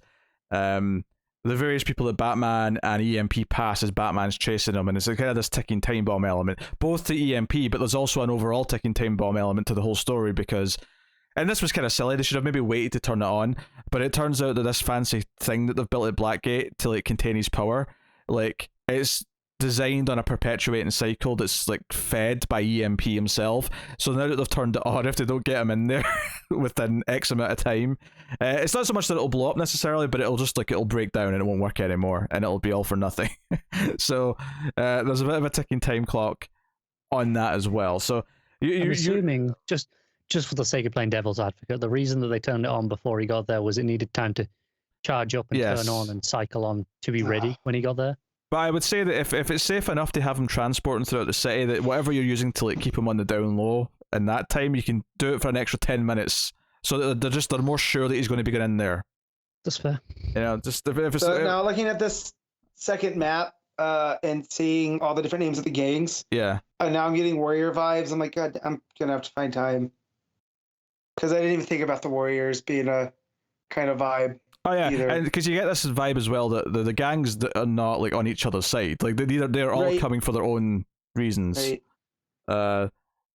So no, I thought the pacing of this was excellent. The build up to EMP going supernova, and then obviously it's just a thematic thing that he happens to fall into the bat signal rather than it being important, but it is kind of a nice visual of it all happening. But there's great panels of the gang shooting rocket launchers to try and get him. The coloring is it's all these dark colors, but then you have the bright flames and the lights and all that stuff.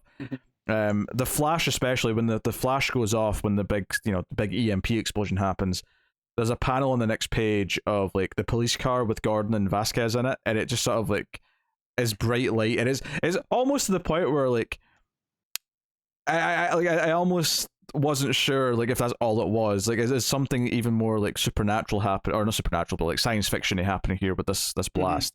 But the way it then transitions to the panels of them on the same page inside the car and they're just in complete darkness, it really sold the idea that no, every light in the city just went out. This isn't just the buildings, this is the cars, this is everything possible. It is just ambient moonlight that is now lighting the city. So it really set this tone and mood. But is it? This is like the perfect action movie version of Batman, in which it's just a really simple premise: point A, point B. He has to get there, and you've got all the various parts of the city that are going to play into it as he's going. So, and I kind of get for the premise sake why it had to be an original villain that he came up with, and that's cool. I have no problem with that. And to be honest, the way it builds up to him with them all mentioning how dangerous he is and that we have to move him, and the drivers of the truck being nervous that they have to do this, it actually did a really good job of building him up as being a really big deal. He felt it's halfway through the book he felt like any I won't say A-list villain, but he felt like any villain that's ever been given like a serious amount of like storytelling to, that like is supposed to feel like a big deal, you know? I never personally quite got that. It was always just, he's there for the plot for me. They put him over, to use a wrestling term, and I got that. He's a low mid-carder that suddenly is in the main event, and you're like, oh, okay. Sure, yeah, sure. But I got that from this, but it's all about the geography, which is why I think leaning on the map and like really showing off this is a really good idea. Because any good action movie is kind of about geography, and I don't mean on a large scale. I mean on the sense of, even if you're just having a fight scene, like always kind of understanding where the two people in the fight are in relation to each other is super important, and it's what separates a good action scene from a bad action scene. And then on a slightly larger scale, you have the city, which is like, you know, this is the dangerous journey we have to go through, and yeah, so yeah, this was like my John Carpenter Batman movie, like put on page, that like I always wanted someday. So yes, the apathy from Connor is I don't want to say I don't think it's bad. I think it's perfectly fine written with very, very, very good art. It's coming across really negative because you're like, this is amazing, you loved it. I'm like, yeah, it's amazing. Yeah. But see, I figured he would like this just because I know Pete's taste when it comes to Jock and Batman. Like, so, you know. But to his credit though, I don't think this is just on the art though. I think the writing's perfectly good, to really good in places. I don't think it's overwritten. I think it's paced very well. I think it builds the characters. The new characters of both the villain and this Vasquez lady are done fairly well. I think the pacing's excellent, which is on the writing and not just the art. Like, but I was very impressed with this, and I am very excited for issue 2. I'll tell you what, in terms of the art, the biggest surprise for me was at one point, because like the first like bulk of it is Batman's, a lot of it in the shadows. It's typical dark Jock, right? And there's a point where he jumps out in the light, and you see how bright his costume is. He's got like a full, like it's the grey costume, but with the blue, you know, the cowl, gloves, cape, and boots with the bright yellow under the cape. And I hadn't realized it was quite that until that page. I was like, oh, that's the costume he's gone with. I because it was in the shadow so much, I just assumed Jock had chosen a darker costume. Yeah, even the cover, he's just in silhouette, or you know. Right. And again, not complaint. That was just something I noticed as I was reading that caught me by surprise. But no, it was fun. I give this a hearty recommendation to everyone. Needs to say, it'll make for a great trade when all 3 or 4 issues. I always forget which one of these are 3 or 4 issues because they tends to be 3, but there's a few 4s. I think this is 3, and I think Catwoman is 4. Okay. I think. All right. Well, what do you give it then? I'll give it a 7. Yeah, it's perfectly good with the art. I was waiting for him to give it a 4 or something just to watch your brain melt. At no point did I say this was a bad thing. I've repeatedly said the writing is fine, the art is fantastic. But there's a tone in your voice that I just don't like. There's a tone. You're pinning your identity a little bit on this book, and I don't appreciate it. There's a tone. Easy 9 out of 10 for me. Loved it. Can't wait for issue 2. I encourage Matt to give it another go and get into the nitty gritty of it, because I think you might like the action stuff in it. Mm-hmm. So that's Batman One Dark Knight. Catwoman 38, Ram V writing with Caspar Wijngaard on the art. And I thought Ram V's last issue was the last one. Me too. So when I got this, I went, oh, we're going to start T.D. Howard's Catwoman run. And I went, oh wait, V? As in not V for Vendetta? Is this just Ram? V5. Is this the Ram variety? Okay. All right. So I will say the art in this is not bad, but I will say it's distractingly super different from the rest of this run. I will say I love the art in this issue because I love Caspar Wijngaard. Yes. It's different, but also because it's like an epilogue issue for the most part, I'm kind of okay with it being very different. It's kind of it's a transition reissue in a lot of ways. I like how, because the story plays with Selena saying what happened, it doesn't quite match. Like, we know we love Blanco because it was so gritty and dark, right? Mm. And it played with those shadows. And this is like, well, no, in Selena's mind, everything is bright. And as she's telling what had happened, this art matches that. And I really love that vibe. I think if I understand that, I'd probably argue that the present day stuff and the interrogation should have still been Blanco then. And like just the stories she was telling should have been in the other art style. Blanco's working on another book now, let's be honest. I don't know what book. Well, yeah, I get that that's the shoot reason, but I'm just saying in kayfabe, that's what I'd prefer. God damn, Pete, don't do this. You know what I meant. Right. You got it. I know. I know I said worked into a shoot earlier. I get it, but you're going all cardy, and I don't like it. I'm just trying to alienate Connor because it amuses me. I know. Consider me thoroughly alienated. I apologize for liking Caspar Wijngaard a lot. I think the art's pretty good. Like I have no complaints about the art in a vacuum. It's just it's so different from like, the rest of the run that it just stuck out to me. But yeah, so the plot of the issue is that Selena has volunteered to come in and talk to the corrupt cop that we've been dealing with. What's his name? Not Kelper, something like that though. Colber? Yeah. Something like that. Anyway, so she's in talking and telling her side of the thing because they think they've got her on a lot of charges, and she's like, "Oh no, this is what happened. It was Ghostmaker who was fighting the assassin ladies. I had nothing to do with it. I just watched from the sidelines. That wasn't me." And so on and so forth. And you kind of get that she's got a plan in play. You can sort of just has that feeling to it because people keep having to leave the room, and you're just kind of waiting for like, okay, what's going on here? Something else is doing this. And I did. It's Kolak, by the way. Oh, there you go, Kolak. Yeah. I did predict Clayface involvement. I did not predict Clayface to being all of them. I didn't predict Clayface being every character that well, not every character, but like all of the things that were happening were all Clayface. Yeah, I didn't predict that much. I did love the lawyers. Like, yeah, I'm a very good lawyer, and you're like, oh, that's Clayface. That's him doing a performance, right? I think one of my favorite moments of this issue is actually Clayface, also Clayface, Clayface 2, just all three of them just next to each other. That's good. And obviously there's little tidbits here, like Cheshire meeting shoes, and it's a nice little moment. Yeah, and it's like it's not doing much with it, but it's establishing that they aren't meeting so that whoever takes these characters next can sort of start from here, which is neat. And I suspect that it might happen, but given that we've got Roy around in some capacity, so yeah, it leaves Father Valet around, like to maybe come back at some point. Yeah, although they did kind of wrap this up in a way where basically Valet feels responsible that someone innocent died, because as much as he's a bit of a murderer, he does only murder. He has a code. Yeah, he murders who he's supposed to murder. He doesn't like murdering just randoms.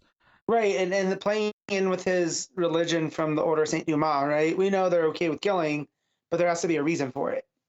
Yeah.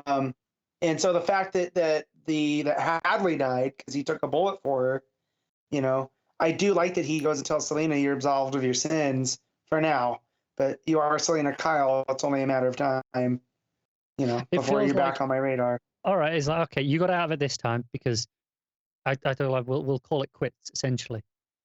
But he's out there still. Someone else can use him in future, which I like because he's been a very compelling villain. Yeah, he's been good. Yeah, honestly, like the only thing I'd say is weird about this issue is that the ending doesn't feel like there's a continuing Catwoman book happening. It kind of feels like it's saying goodbye to the character for a while, because it's like, oh, Selena's leaving, but it won't be that long until she's back in Gotham. I'm like, yeah, it's not that long. It's next month. she's got an issue next month.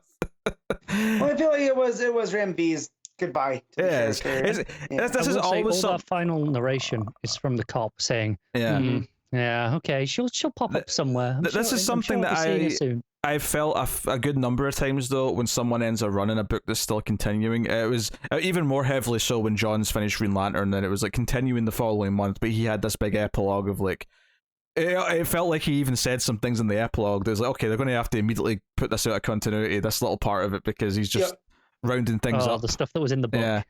Yeah. But like, it's a feeling I have sometimes where you get to these kind of things where it's like obviously Ram V wanted this to feel like a conclusion because it's the end of his run, and that's cool. But But it's kind of that thing. Like, I almost don't want to read the next Catwoman issue for a bit, just because it feels like, yeah, this is a nice little wrap up, and I could take a break from it now. I'm going to try it, but it just I am, because the preview looks great. I will say I saw the colored version now, because I know I guessed about the the ink version that looked fantastic. I think the colors are good. Just put that out there. I think stylistically, I think I prefer how it was before. But it's not like it's like badly colored. It still looks good, and I'm still excited for the book. But I was slightly more excited. I like the pastels and stuff though. Like it weirdly fits, and I can't say why, but it does.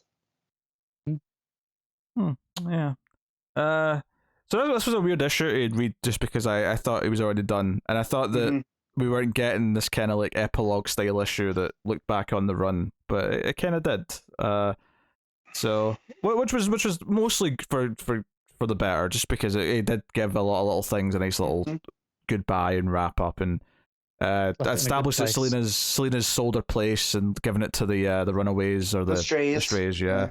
And she's not going to be in Alleytown anymore, which kind of neatly moves it on for the new writer to be like, okay, you don't have to like adhere to this like status quo that I would be I'd been using. By the time maybe move it back to Gotham a bit more, regular Gotham, as opposed to just being limited to Alleytown. If the writer should want to, which they might not. But it was kind of funny actually. The final page, the cop's like, oh, maybe she'll start stealing stuff again. Maybe she'll be back with all these other. Maybe she'll be back with Batman on the rooftop soon. And I kind of love the idea that Ramvi doesn't know what the next writer's going to do, so he's just kind of setting them all up. Like any one of these will do. Take your pick or do something else entirely. I think that is the genius part of doing this final few pages from the perspective of this cop, from the idea of someone who has no idea, is it lets you just go, all of this can be true and none of it. It doesn't matter, because it's all in-universe speculation from a random character who knows nothing. Yeah, it was just a feeling though, because like that final page, she sort of lands in this pose, and it felt like the end, but it says next time Catwoman does this, and I'm like, oh, all right. That was a weird caption to get at the very end of this issue. Yeah. I don't think you have to sell us on the next issue necessarily here for once. Arguably, it's possibly the most important issue that they have to sell you on, because for a lot of people, they'll go, oh, run's done, time to be done with this book and save money and go get something else. So this is arguably the most important time to convince people to come back for the next issue. Yes, but it's the most intrusive, so therefore I don't care. Fair enough. So if that's your problem, read it in trade where it won't have this message. That's a weird bit of advice to give me now. Just saying. Oh dear. Yeah. It was not bad. It was good. It probably lacked kind of the gritty crime feeling that I probably had and liked most about the run. Yeah, but I had a lot of fun with it being like the kind of the heist to get Selina out with Clayface, essentially, is what it was. Even though, yes, she volunteered to be there, but it was this heist still of doing it to alleviate all the suspicion and get what they needed out of it. I had a lot of fun with that. Yeah. All right, Matt, what are you giving it? I'm giving this an 8. Connor? Give it an 8.5. Yeah, I guess I'm not as hot on this particular issue. I'm going to go with a 7.5 on this one. So there you go. That's Catwoman 38. So next time we will actually try Tini Howard's first issue. Yeah. So that's cool. Sticking with the cat lady though, Catwoman Lonely City issue 2, Cliff Chiang on, well, both writing and art. So this was another impressive first issue. And on this one, you could have said everything by Cliff Chiang because he letters it as well. Oh, there you go. But yeah, so it was an impressive first issue. Cliff.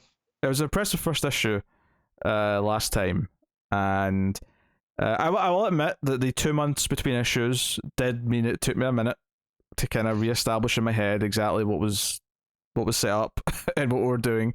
That's the same with every one of these books, though, isn't it? Yeah, but it was just like it took me so long to remember why she had to get in the Batcave. Like, because the issue keeps talking about it, and I'm like, why did she get in the Batcave again? I've completely forgotten why.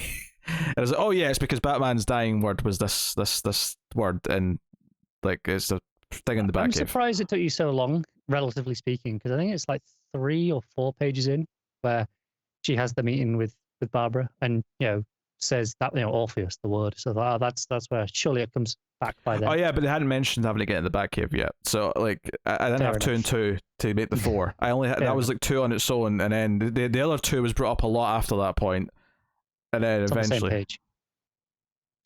3 panels later. Do you just exist to be annoying? Yes, I do when you're that wrong. Look, I didn't notice, and then I didn't remember until quite far into the book. Okay. All right, Matt, did you ever go back and read the first issue? I did not, so that's why I'm being quiet and letting you guys do this. Yes. Huh. Playing a game on his phone, by the looks of it. Actually, I'm deleting pictures because, I'm just trying to make more room. Incriminating pictures, I get it. I was about to say. No, they're not. They're actually, it's a lot of double Christmas pictures that you just don't need to. When you hand someone your phone and they, take a bunch for safety, I'm just going through the best ones, Incriminating photos. So, so yes. So Croc's living with Selena, sleeping on the couch. Selena's meeting with Babs and sort of planning for their thing. But Selena goes to an old ally who helps make her costumes and stuff, has like a workshop behind her clothes store, and ends up recruiting this old lady's son as part of her team. Admittedly, she doesn't go there to recruit anyone. It's just that the old lady's like, hey, can you take my son? He's kind of a loser and he needs some experience. Take him, please. And it sets up a running gag of people having Catwoman posters on their wall. Yes. I think it was actually kind of hinting that maybe him and I've forgotten her name, but the younger woman who we get to later, Edward's daughter, Riddler's daughter. She maybe there'll be a romance between them because they both had Catwoman posters. Even though the first time it comes up, the implication is that he gets embarrassed because when she says, "Oh, what poster was it?" and he's like, "You're in the purple outfit," because it's clearly the sexy one. And she just goes. I appreciate that there's just a hint of which cover it is in this one, and there's not on the other one because it's just like you know which one it is by that point. Yeah, but she sort of he gets really embarrassed. He's like, "It's okay, Winston," and she kind of just lets him off the hook. But later on, when when the other girl mentions that she had a Catwoman poster, she's like, "Oh, what was it?" And she's like, "Oh, it's the one with the red sky. You have the goggles." And she's like, "Oh yeah." I'm assuming it's the Adam Hughes one. Yeah, but she looks over at Winston, who's overhearing this, and goes, "Well, that's a good pick." Choice, yeah. Which still kind of feels like she's shitting on him for having the I don't know, quote unquote the sluttier one, but also even though if I recall, it's not like that other one's not sexy as well. I mean, Catwoman's outfits are always at least somewhat sexy. They are, but Hughes tends to draw it in that way in particular. It was done as in a pin-up style. If I'm thinking of the right cover. Yeah. So Riddler and his daughter end up kind of coming into the whole thing as well, and they're going to plan a heist, and it's and this is where the book I think the start of the book, because partly because I was finding my footing and remembering what was going on in the first issue, but also just because the first chunk is some setup. But once we get to the point where they're in the apartment and they're forming plans and the characters are interacting with each other and they're like, okay, we have to break out of Star Labs and try and get this device that'll help us, which happens to be the Alan Scott Green Lantern ring.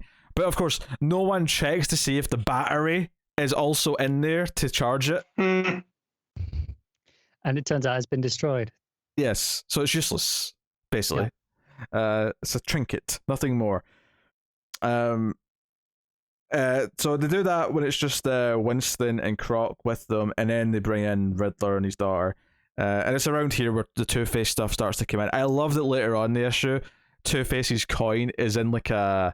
But Joe, Mr. Freeze used to always have the little dancing version of him and his wife in the jar, right? It's that exact same sort of dome shaped jar, but with just a little stand with the coin in it on his desk.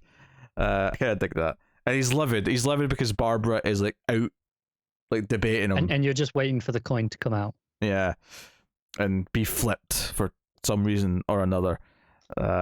Because he tries to throw it in Bab's face, you've got a colourful past, referring to being Batgirl, and she's like, yeah, Tooth. Oh, I mean Harvey. Maybe there's a better ways to solve these problems. I used to be Batgirl, sure, and people are kind of frowning upon vigilantes now, but you used to be freaking Two-Face. So let's not split hairs over our past, shall we? because I will win this fight. But yeah. So, but you can see that they also want the tech from the Batcave because they're actually using some tech from a Batmobile to do stuff.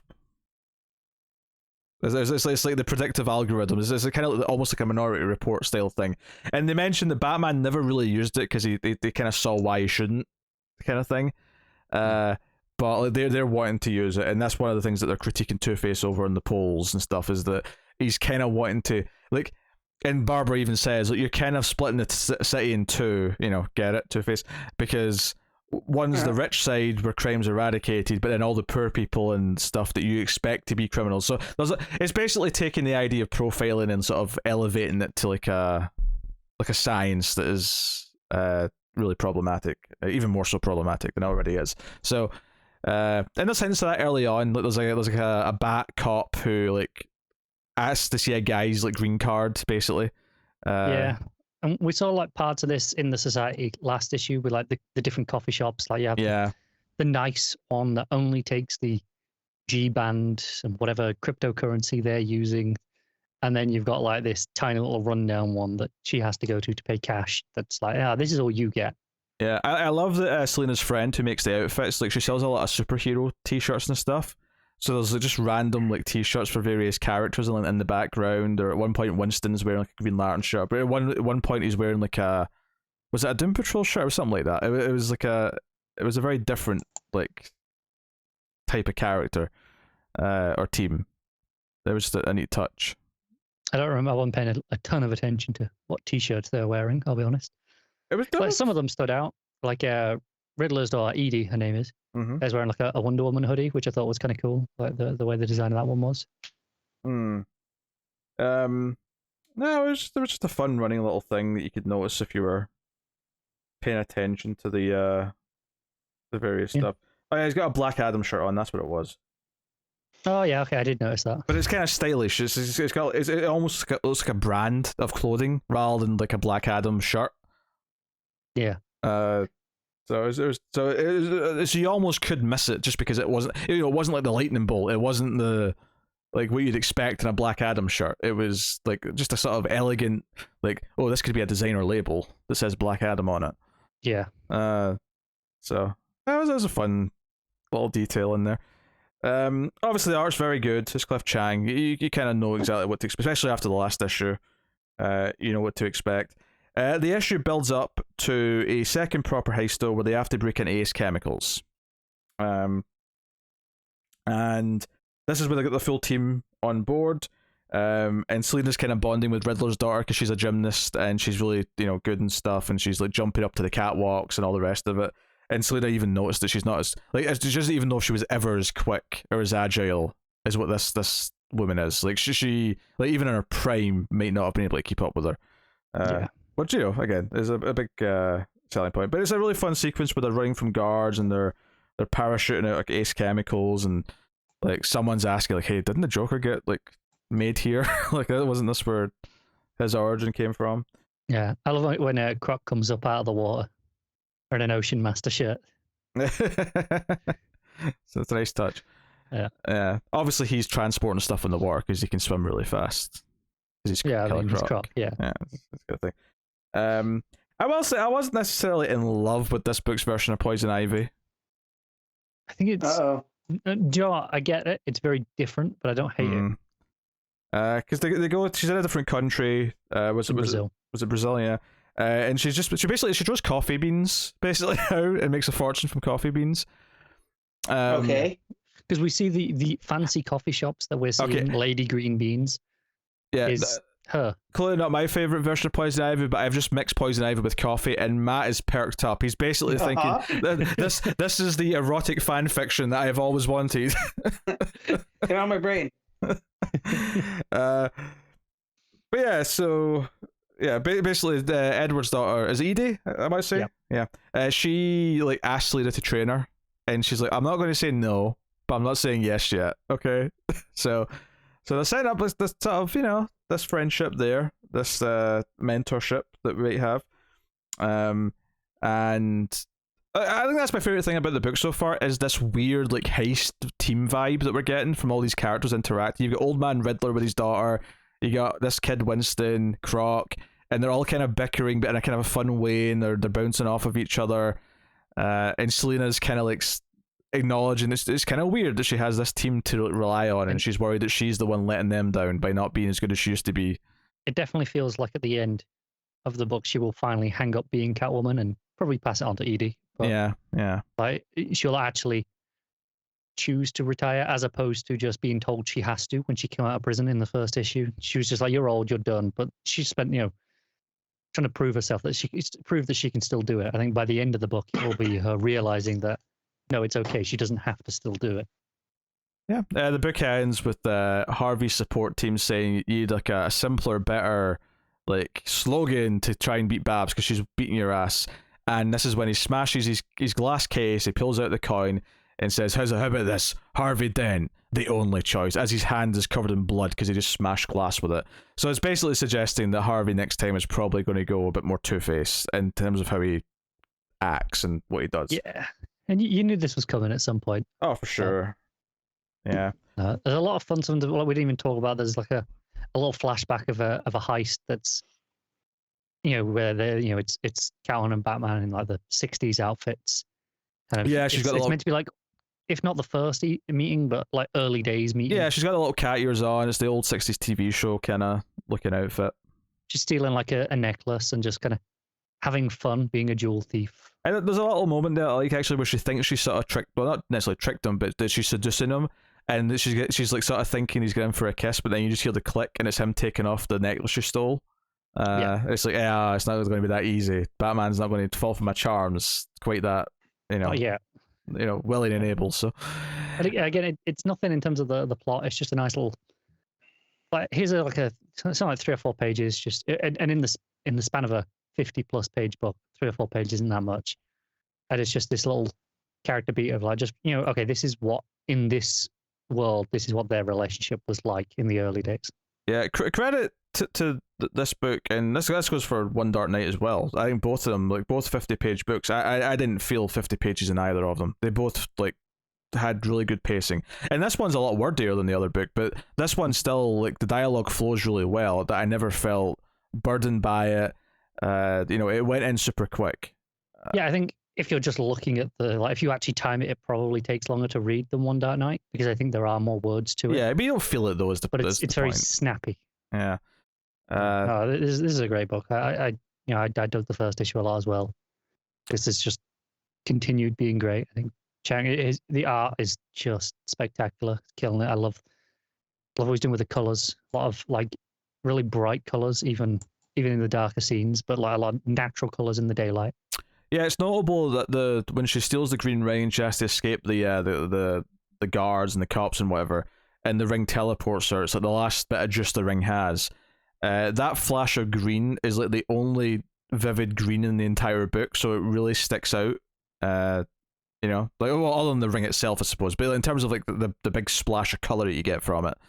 Yeah, I think you get something similar towards the end when we're in Ace Chemicals, but again, that's the idea of it's a very unnatural place, all these chemicals. It's a very different, unnatural style of green, as opposed to, because there are a lot of greens in the book. I mean, obviously, like Croc, for example. Yeah, but he's very muted. He's a very muted, like skin tone green, as opposed to this like almost splash of just green paint that you get from the other effect. So, really, really neat stuff, and how it's using that. So, no, really, really good. Like like I say, like the 2-month break between issues hurt it a little bit in the sense that I had to sort of adjust and get back into it again. But once I was halfway through the issue, I was like just into it again, and I was just like flying through it, and enjoying a lot of new characters as well, on top of like just fun interpretations of older characters, which is a really nice pivot or spin on things too. So, cool. What are you giving it, Connor? I'm giving it an 8.5. I'm digging it. I think I'm happy to also give it the 8.5. So there you go. Catwoman Lonely City issue 2. Supergirl Women of Tomorrow issue 6. Tom King writing with Bilquis Evely on art. And dare I say, the best issue of this so far. You're only saying that very because of much Comet the disagree. Super Horse.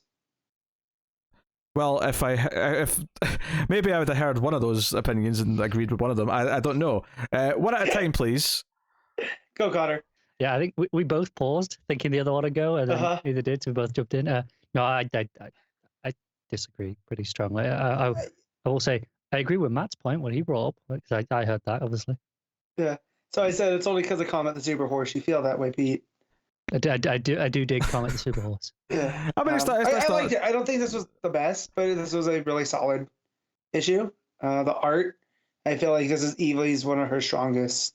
I found myself towards the back of the issue being like, oh, this art is gorgeous. I was just saying that I was barely even reading it anymore. I was like barely taking it in because I was kind of checked out of a lot of the issue by that point. This is just a week of Connor being wrong. This is. So I like here how King takes time to that's what I'm looking for. To reinterpret Kara's origins from Argo City, in whatever this version of her, maybe the reason why she's a little bit surlier, right? Because we get a lot of the backstory of Krypton. I mean, this definitely added a bit of darkness to it because, like, obviously, we always say the difference between Kara and Superman in terms of like the escaping Krypton is that he doesn't remember it, so it's all just something he learns later.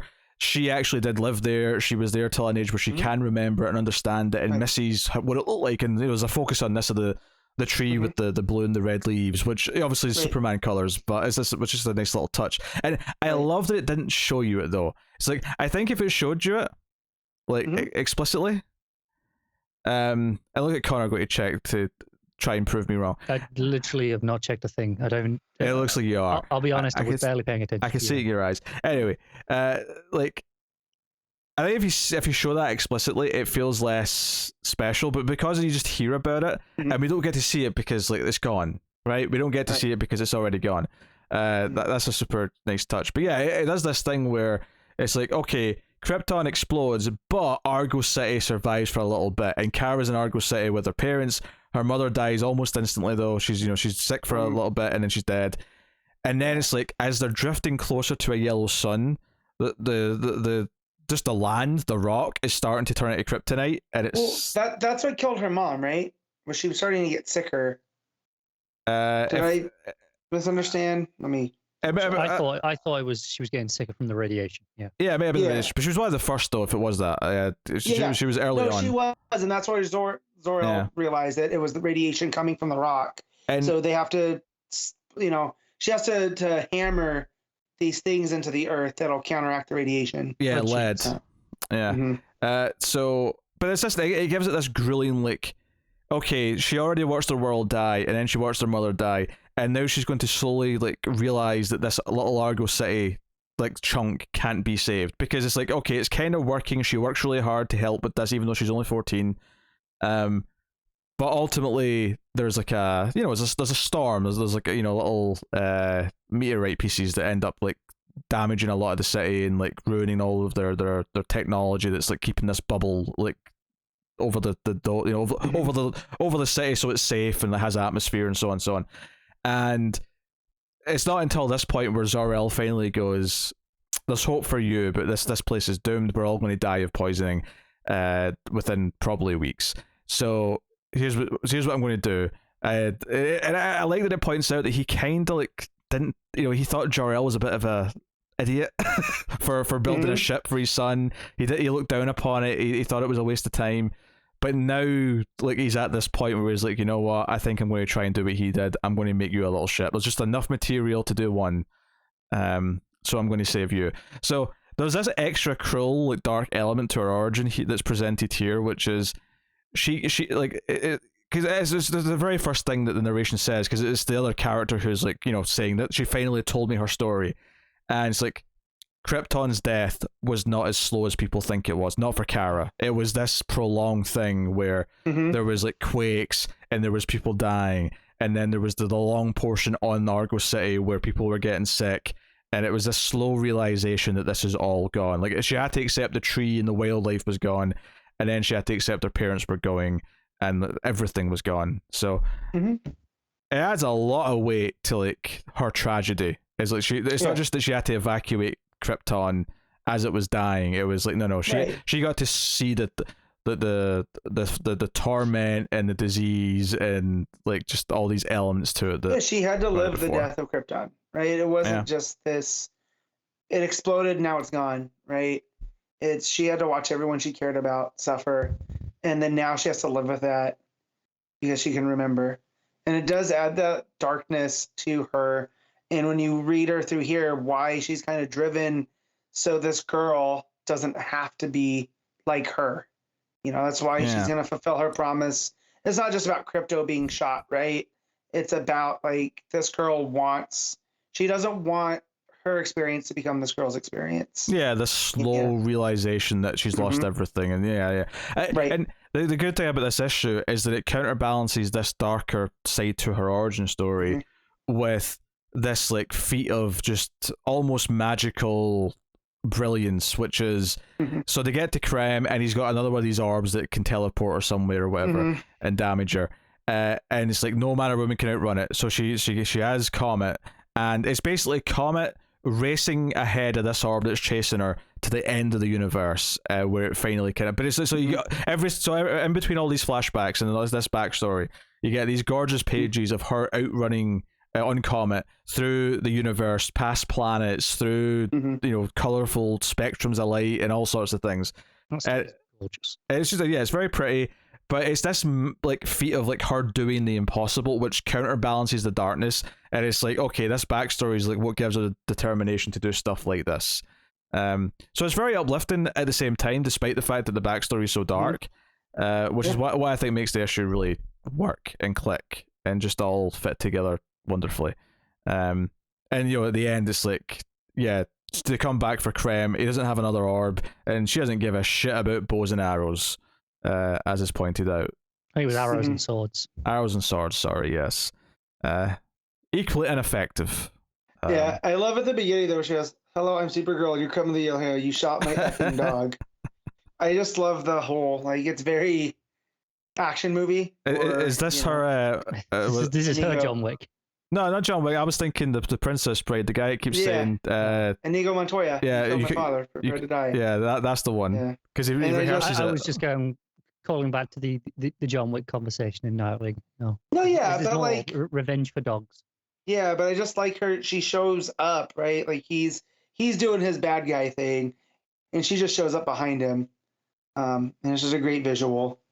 But I do like this character with an edge. I remember when this first started, and I was like, man, I don't know if King is exactly telling a Kara that I care about. But then when we finally get here, and we almost see where this determination comes from, and why she has that edge, and it really cinches itself together. And I do think this will be one of those Supergirl stories that you can kind of point to. That, I mean, it's not all that defining, but it does do. King is doing a very good job here at defining her character and why she is different from Superman. And as great as this issue was for that origin, that last issue where she got transported to that Earth, where Clark had only lasted a very minor time, and she was there for like a day and a half. It was something like 45 minutes. Clark, you pussy, was the line towards the end. And now you know where that comes from and why she is different from Clark. She's not just a girl version of Superman. She is her own unique character, and she has a little bit more grit to her. I really appreciate how the story's coming together. We all felt in that first issue that, okay, it's interesting, this Western style story is setting up in space, but like it doesn't necessarily feel like it's like, it wasn't the sort of Supergirl story any of us expected. And I think over the issues it is kind of solidified what it is, and like, I mean, I know Connor's never been in love with it. I liked it more as the weird Western, because I think it's kind of gone away from that as it's gone on. Yeah, I think for most people it's gotten better. It's not so True Grit like it was. That was a large part of the appeal for me. Right, but I do like this has become the labors of Kara, and we are seeing her do the impossible time after time, and it's not even like she's one-upping herself. She's just doing what she has to, and it's all in service of catching Krem. Yeah, and really, I do like that. Yeah, really smart thing there. Actually, obviously all of the art's really gorgeous, but there's the page where it switches from her, like it's almost like 2001 where she's going through the the Beyond Jupiter with the Where colors. the color fades away. Yeah, right, and the page where the color fades away into the white. Do you know what I really like about that page is that there's clearly 4 panels on that page, but there's no panel lines or breaks. You know where all of them are. Yeah, you can see where they all are. I think that's actually really well handled. Mm-hmm. So nice touch. That impressed me. Yeah. And I also like how she sets up to when Comet shows up and she's like, to the end of the universe and a little bit farther, and then that's where we see where they end up. In that splash of light. And that's why there's no color on those pages because that's a little bit farther. Yeah. And it's really well handled. Yeah, excellent issue. Yeah. I think for me it's frustrating because I like all the ideas, like just telling me that backstory for Karen. All right, expanding this backstory and doing this new version essentially. This expanded version. I do like all of those beats. It's just actually reading it. It's the narration is what I'm mostly not enjoying at this point of the book. So even that's for me, like, this is tasting. I'm not saying it's objectively bad. Right. For me, that's what I'm not enjoying, and when that's such a major part of how this is portraying its story, it's making reading it a bit of a chore. Even though I like the actual elements, the art's obviously phenomenal, and I like the actual. For the most part, there's obviously been odd things here or there in the story I haven't liked, but overall, like this issue, I like the story beats when you kind of lay them out. I just got frustrated reading them in this particular format. I just can't say I agree. Like I just I was into it. I get what you're saying. Very much saying it's taste. Because I was still thinking up until this issue, right, where maybe we're just getting a version of a deified Kara from this girl because she's the one telling the story. But then when you add this origin and the tragedy and how this isn't a continuity necessarily, right? Like they've said this is because it's not Black Label. Yeah, it's not Black Label or anything like that. So but I think it's along those King lines where it's not in canon. Yeah. Or in continuity, but it's not right up until it is. Yeah, right. I don't think it'd be too hard because this is the sort of thing where this version of the origin, like they might just incorporate this at some point and sort of refer back to it. Because in the same way that Killing Joke wasn't technically canon until all of a sudden all of it was. Yeah, that's how I feel about it. There's nothing that makes us not canon. Yeah. Right. But if they choose not to go with that, if they want a little bit sanitary version of it, I could see them coming and changing it a little bit. Later. Because obviously the idea of an Argos city which is floating and still survives is not a new thing. That's obviously been a thing before. And I prefer it to Brainiac, right? Like the whole, it gets messy where Brainiac had come and taken it, and that's where we get Allura from, and back pre-Flashpoint, and that whole thing, and she becoming a villain. But so I prefer this because this does, when you get to a certain point, Kara and Clark being the only Kryptonians seems to matters more than if you have a floating, Brainiac bottle city out there somewhere, So, yeah. But as I was saying back with the narration, I'm starting to feel like, no, she is more reliable, and that the reason that it seemed like she was unreliable is because Kara keeps doing these impossible things, and you keep setting it up with like, oh, well, no, this is just through the eyes of a kid that's looking for a hero. But as she keeps doing these things, you're just like, well, no, she's just telling how she remembers it. Yeah, and this is what happened. The part of the backstory where she talks about how she was like helping put the lead in the ground, and it got to 40 hours and she was falling asleep, and she like basically hurt herself to wake herself up and then kept going, and it was this impossible feat. It's kind of the more grounded version of what this book has been her doing, is like her pushing herself further. Right. If even just the last issue, her surviving that long on that planet was her saying, no, I'm going to push through this no matter what. Right. And so basically, I mean, I am okay in in canon if we go forward with the idea that she does have like more maybe stamina is not the right word than Superman, but like she has this survival, she has that survival mentality. She can tough it out in a way that he can't when it comes to certain things. He's a soft farm boy. Yeah, he was lifting bales of hay. She was drilling lead into the ground to preserve her people. So yeah, and I also like that it kind of gets away from the whole aspect that, oh, she's just a teenager, right? She don't have to worry about teenage stuff. It's like, well, no, she's a survivor of a, that's brought up in the book. It's this idea that it's like, how can you call me your little girl? Like, after what we've been through, I'm not a kid anymore. Right. Like, anyone who's been through this has had to grow up. Like, that's just the way it is. And I like that it plays with that she is Supergirl, not Superwoman, and that always gets, thrown out like that. It's not, it makes her less than, and it's almost like, well, no, she's survived, and she's trying to hold on to that aspect of her. Yeah, I like that idea, actually. The choice of using girl instead of woman is that she's trying to actually cling to a childhood that was taken from her. It's kind of a sweet idea. Yeah, and I like that it goes through there, and that's kind of the subtext of it. And so again, for this book that started off a little bit rougher, and it just, these last two issues have really added to the Kara character in ways that, I've liked all the Kara books that have come out since Rebirth. Like, we've all been pretty up on them for the most part, but I feel this is the first one that has like heft that is going to change how people look at the character, going forward, and I like that. Yeah, I mean, I love being super. Obviously, it's very different. Yeah, but I vastly preferred that over this, I would say. But I think it's also fair to say that this book, it's only these last couple issues that feels like it's really become about, and I'm sure, and as a whole, when you look at the whole thing, you can see how the whole thing's about Kara. But these last two issues in particular have really felt like it's pivoted into now it's making a statement about Kara herself. Right. And whereas I feel like Being Super was, as much as we love that book, it kind of was just an updated what if Clark, what if she was the only Kryptonian kind of deal. Yeah. And how she was raised differently. But I feel like you can't pull too much from that when you're trying to tell a Supergirl story. Here, I feel like you can. We're here where this is going to kind of change that character going forward. The next writer that writes a Kara book can use this as a jumping off point for her. Because I want to see how this Kara reacts to Superman. To see how she treats him. If she has that vibe that that's still my little cousin. Like, yeah, he's older than me, but I'm still supposed to be watching out for him, like she did for this girl. Like, I just like that. Yeah. So, very good. Matt, what are you giving Supergirl Woman of Tomorrow issue 6? 8.5. Connor?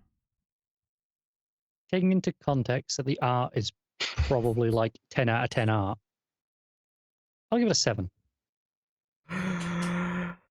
I think I'm throwing a 9 at it, to be honest. There you go. Super into it. Yeah. So, but yes, Batman Catwoman issue 9. Tom King writing with Liam Sharp on the art, and don't worry if you thought I was too positive on the other Tom King book. I'll be more reserved. Thank you. Oh, really? Well, I thought it was just gonna be me. Like, I'm not mad, and I enjoyed elements of this, and like, it's not like a train wreck or anything. It's just not. This book has become more of a mess than I wanted it to be. Like, I knew we were gonna get the 3 different timelines, and they're gonna cross over more. But man, Liam Sharp's art's not helping. Well, that was one of the main problems in the last issue as well. Yeah. Was, yeah. Liam Sharp's not as good at differentiating between the timelines, and it made it. And two of them are oddly similar, where it's like Catwoman coming to see the Joker, and one's with Batman. But I was confusing those two timelines a couple of times during this issue. So I don't want to fault it on the writing, because I feel like this is the exact story that we would have gotten even with Claymore doing the art, but I feel like not Claymore. Clayman. Claymore sounds like I need a name. It's not like a sword, so we're going to call him Claymore. Well, that's what it was. Claymore was a sculptor back in the early 2000s. I remember the Claymore statues. Thank you. Shoot. I also probably shouldn't be watching football while talking, but hey, here I am. Yeah, he just differentiates the different timelines a little bit better, just with the suits and the. I feel like this Liam Sharp art, while it's not bad, it doesn't match the tone of this book. It's very out there. It's more gothic. Like, it's more gothic than I think the book was beforehand. Liam Sharp busy putting his efforts into Starhenge, which I don't know if any of you follow him on Twitter. Mm-mm. It's like it's like one of these things that he's writing himself. It's one of these ideas he's had for like decades. It's basically sci-fi King Arthur, and he's like got Image to publish it next year. And that's fine, because again, while it's not bad, it just doesn't match what this book was with the whole, Christmas Carol with Batman, Catwoman, and Joker, right? Like I'd probably say that the future timeline with old Selina, which in this issue is her going to see Penguin and asking for help to like outrun the law, but Penguin ultimately tricks her and just as Helena shows up to like arrest her at the end. And there's some fun banter in there with Catwoman kicking him in the face and like him complaining about his nose and whatnot. Her fixing the nose, causing him more pain. But I think the sharp art probably what's the best for that timeline, because they are meant to be older and it's meant to feel a bit darker and moodier versus the other ones. But the panels, like see when Batman and Catwoman are together in the mid timeline, like Batman's got those long ears, he's looking super gothic. It's looking like a horror book, and it's not that horrific things aren't happening. I mean, Joker is threatening to like blow up the family who Phantasm stole the kid from that she claimed was her son. All I could think of is there's the bomb, Connor. Like as I was reading with Tom King doing Joker blowing something up, you see where the bomb is in the present, So, Yeah. I mean, there's one scene in here that I really, really liked, actually. There's a scene in the earliest timeline where Bruce is, like, just hitting the punching bag and Alfred's holding it. Yeah. And he's debating with Alfred. He's like, hey, am I messed up? And Alfred's like, well, you did dress up as a bat. He's like, no. Like Selina, like, am I messed up that I'm attracted and, like, kind of into her? I'm paraphrasing the dialogue here, obviously, but that's just... Yeah. It's very well handled. Yeah.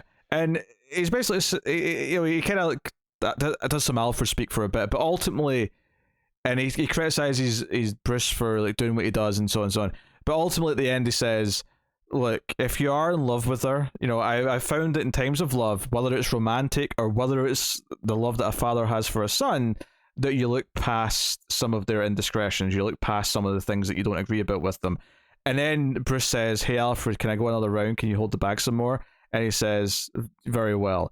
And I really like this scene because he specifically said father for a son love, and that's ultimately what Alfred always does for Bruce. He doesn't necessarily completely agree with Batman or everything that Batman does, but he's always going to be there to look out for him because he loves him. Yeah. And that's where we get my favorite version of Alfred, is Sassy Alfred. Of course, yeah. Because he's always like, what do I know? I'm only, a medic, but here, sew yourself up, sir. So I love that version. Yeah, I thought this scene was great. This scene was just like understanding the relationship between them. Super good stuff. And the future stuff's alright, like I said. Like it's entertaining enough. The past stuff is what I have the most problems with, because we basically get a straight up demonic Joker. Yeah, it's all the interactions with the Joker that I wasn't super into in this. Yeah, he's wearing the Santa suit, his eyes are glowing red. I just don't get why that's the direction we're going with the art. Yeah, there's this thing as well where like one side of his smile is going off his face, so it's like floating in the air as the side of his smile. It's kind of weird. Yeah. So it's just there's stuff on the art that and like Pete said earlier, the past and the present art kind of blend together. So you really have to look for that messed up smile or demonic looking Joker to know what part we're at, because the dialogue's not helping. But yeah, it was more of a mess than I wanted it to be, because I was liking how it was weaving in and out of the different timelines. And now don't get me wrong, the plot development with Phantasm last issue about like the twist with her son, I wasn't necessarily in love with that plot beat, but I will say that I do think the biggest change though is the sharp art, and we've been a lot more down in these last two issues, and that's been his two issues, so clearly there was some correlation there, and I don't think it's just a coincidence. I do think there's a little bit to that maybe the Clayman art was helping it a lot more than maybe we realized. Yeah. Well, I mean, we would still have issues with certain aspects if it's not for the art, but yeah. I don't know. I just feel like I've reached my limit with Tom King and Batman Catwoman, and then hearing that he has another book coming with them, I'm just kind of like, all right. Yeah, cool. It sounds very different though, the other, because we were talking about this last week, and it sounds more like what was it you said, Connor, that he's kind of done with like his like exploration of the psyche of the character, and now he just wants to do a fun action story.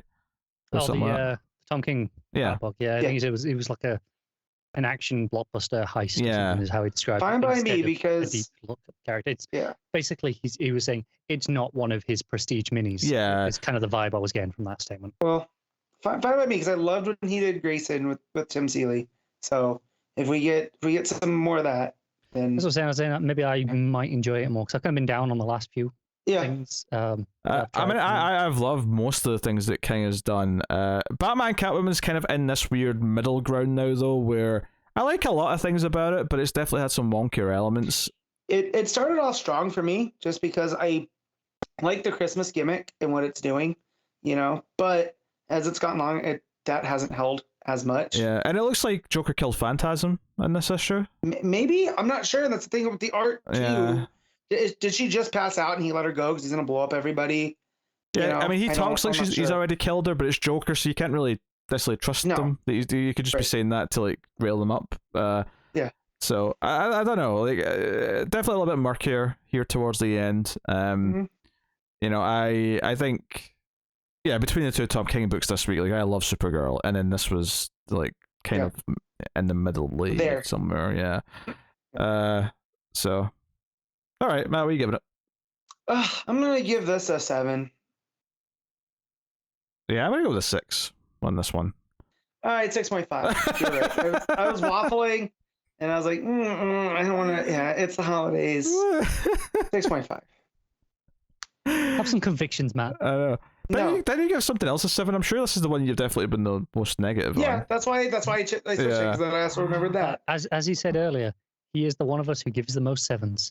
Yeah, but it's not because he really believes there's 7s though. It's because he just defaults to a 7 when he's doesn't know what else to do. Yeah. Get out of my head. All right, that was Batman Catwoman issue 9. And then last up this week, Refrigerator Full of Heads issue 3, which I have to confess, I this one was a casualty in the day of reading books for recording. Are you blaming Christmas revelry? I'm blaming Christmas and Matt giving me 18 hours notice. That's the two things I'm blaming. It was literally about 18 hours, wasn't it? Yeah, it was. I just don't know what I was doing today because I had a lazy Christmas day yesterday where I did make biscuits from scratch, but it's not that hard with a new food processor. So got a lot to do today to catch up on doing absolutely nothing yesterday. Yeah, Matt said he's going to use it to make biscuits, but you made biscuits in the oven with bake them, yeah. So when I mean that, if you want to make biscuits from scratch that are real good, like you have to get the butter in there, and it's real hard to do with a roller, But you get a food processor that makes the flour with the butter. Yeah, but Connor, you need it cold butter and the whisk. I ain't trying to get one arm bigger than the other right now. I don't know if Matt didn't realize we were cracking a joke about how biscuits are actually cookies, or if he's just I think he's just excited about his new present. I am. I'm talking about fluffy buttermilk biscuits, not the cookie kind of biscuits. Not. We don't recognize that word here. Yeah, well, whatever you guys are, they're like breakfast rolls then. They're not like anything. Yeah, they're delicious. Like, they're the best. I thought they are. I thought they may be like scones, but they're like more pastry-esque, I think. No. You're perfect that they're like scones, because my scones are just sweet. Yeah. Oh yeah. I was gonna say you have them with gravy though. You wouldn't have a scone with gravy. Yeah. No, these are savory. These are buttery, and I made biscuits from scratch yesterday just to test it all out. Fruit in, butter and jam and cream. You could put all that on a regular biscuit, but I do it with gravy. So no, but I will say a Hawaiian coffee shop I go to every Sunday does a white chocolate ube scone, and it's like my favorite thing. So I'm sure if he did it savory, it would just taste like a biscuit. I'm just laughing because David said that Matt is 9 times out of 10 the one who causes tangents that he wants to edit out for the individual segments. So like halfway through this biscuit debate, I'm just thinking of David sitting editing. Yeah. No, 100%. But I'm also killing time to see if the Rams are going to score a touchdown right here, so that I can talk about Refrigerator Full of Heads. I was going to say, if you wanted to be really kind to David, you could just reintroduce the book for him right now. Because he hasn't started talking about it. Yeah, well, it's on a timeout commercial. So, yes, I could reintroduce the book right now. That is correct. Matt, get going. Did you read this? Hold on. Hey, did Connor read this or my solo? I haven't read the first issue, let alone second Okay. issue. Yeah, he didn't read it. But you know, I do want to read it. I will try and remember to read this, and then when issue 4 comes out. Well, this issue is where everything starts to come together. It opens with the guy whose head got cut off and he escaped into the woods. He rolled down the hill. And Yes, it's been his couple days. Hilarious scene, for just by the way. Yes. When you mentioned I it. thought you were going to make a Hill House joke, this has been him surviving through the woods as he's trying to roll, right? And he's praying to a god, and as he does, a deer shows up, and the deer manages to pick up his head through his earrings. Remember, he was a biker with all the piercings, and basically carries him out of the woods. And the new sheriff visits the two main characters, notices that the truck looks like it's had some damage, so he asks if he's hit a deer and if he knows anything about the bikers' motorcycles that were laying off the side of the road down the street from where he's staying. And the main lady comes out and tells the sheriff that they're with the Department of Defense and they're investigating the corrupt police department that's there, and that they know who this guy is, that he used to be a biker, that he worked for Clausen, and he knows more. So as he starts fighting the two agents, he's got the guy on the ropes, the main character, and the girl comes up from behind him and lops off his head. So they have another to add to the refrigerator. And then the bikers get word that they have June. They bring her in, say that, hey, we know what you did last year. That we find out that took place in September. And so now this is the next summer. So it's been about 9-10 months since she was out there. And this is where you find out why they want all these weapons, and that each of the weapons were purportedly forged by the gods. So you have the sword of Human and Munin, which are Odin's ravens. When it stabs you, all of your memories and your knowledge until you die go to the person holding the sword. Then you have the Fenrir dagger, which we saw in the first issue, that when it stabs you, it binds you and you can't move. And then there's the belt of Jorgemonder, which is the Midgard serpent. They don't exactly describe what that does, so I'm sure we'll see it. And then, of course, the first one that was forged, and the axe of Yggdrasil, that if a person wields all four, they basically become a walking, an earthbound god. And they know that June had it. And as she's, keep claiming she doesn't know what's going on, the main biker girl says that she's going to stab her and just get the memories, the Human and Munin sword. And as she's, getting ready to run her through, the head, the biker's bringing the head of the guy that got picked up by the deer at the beginning.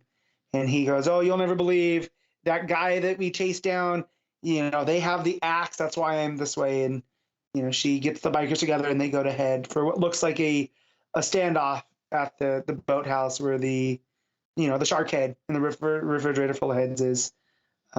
This is just perfect. Like, we've talked how this is a kind of like, it's not a perfect sequel, but it's in that way that 80 sequels tend to be a little bit different than the original movie.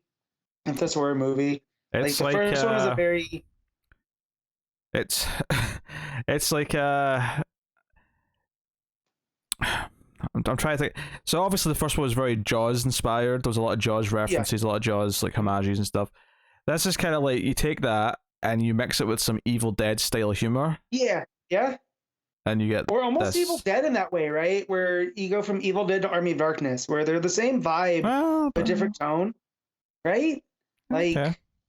And because here you're still getting heads lopped off, but it's not this gritty crime. Everything's kind of up front. It definitely leans more into the B movie plot of things, to where now we're gonna have these bikers standing off with and all I could think of was Friday the 13th. Was it part 2 with the bikers?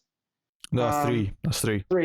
3 with the bikers, and them ending up, it's not gonna end up well for them at this house, and I hope it involves the shark head. that's in the boathouse.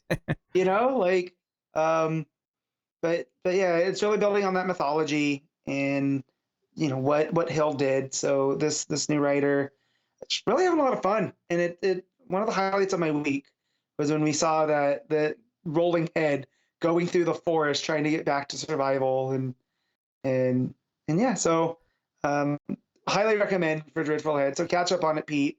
It's a whole lot of fun, and I'm gonna give it 8.5.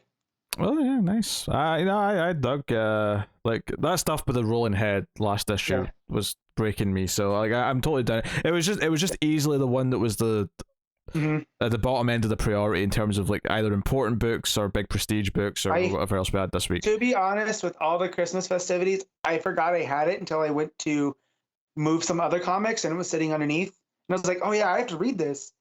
So I read it this morning right before I started watching wrestling from last night. That's cool. So, that's cool. Yeah.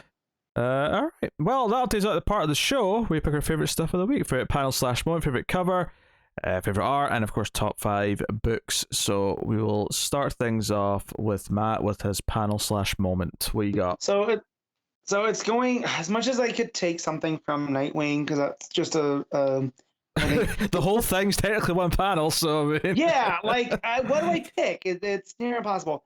I'm gonna go from Supergirl, and it's when she gets to the other side and everything goes black and white, and she just pops the orb. It's just her doing the impossible yet again, and this time on a horse.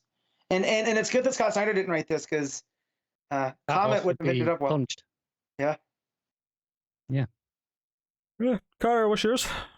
So, on the last Tom Taylor book that we covered on this show, I think that was Superman, Son of Kal-El.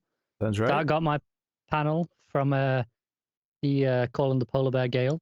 I have a sequel to that. It's from Nightwing. I don't know if either of you two actually caught this. I saw it on Twitter. I didn't notice it when I was reading it. Oh, I did. I forgot to mention when we were reading. There's a couple of little posters in the background. That is, I'm definitely not a bear. The Gail Simone Blood Feud show. Yeah. So I'm going with that. Okay. Did I just say G Simone? I think it abbreviates it. It says the G Simone Blood Feud show. Yes. Well, I know that I think she would sue DC or him anyway, but like I think just. I think that's what if she did though? It's friendly banter. Let's be real. Oh, it is. No, but I think. In fact, I think she started the feud because she wanted a feud. It sounds like something. If he just put Gail Simone, the legal team at DC would say, just to be safe, just put the initial in either instead. Way, the G Simone. I'm sure that makes such a difference. It could be Gary Simone. I will share to you a story of someone who got fired at work for putting C ** T in a card. And then tried to claim it does not. That was exactly his argument. It says can't, and they went, why would it say that? And they went, it was a private joke. And they went, well, we don't know about that. And he goes, well, you wouldn't. It's a private joke. This was a manager who wrote this. Oh, wonderful. So I actually have a tough time here because I had like 3 or 4 books this week that I thought were pretty top tier, to exceptional. Nightwing has a lot of great moments. One Dark Knight has a lot of great moments. Only City, Supergirl. Like I have a tough time picking here. I think if I'm going to have to pick one, but you do. That's the rules. Yeah. That's kind of the point of the segment. I'm aware of this. I invented the segment. You sniveling little shit. Well then. I'm just insulting you to stall for time. I know. So, I think okay, I'm going to go with the segment in Nightwing where, like, it's when the van turns and goes onto the highway and across the bridge, and really, it's where the turn itself happens.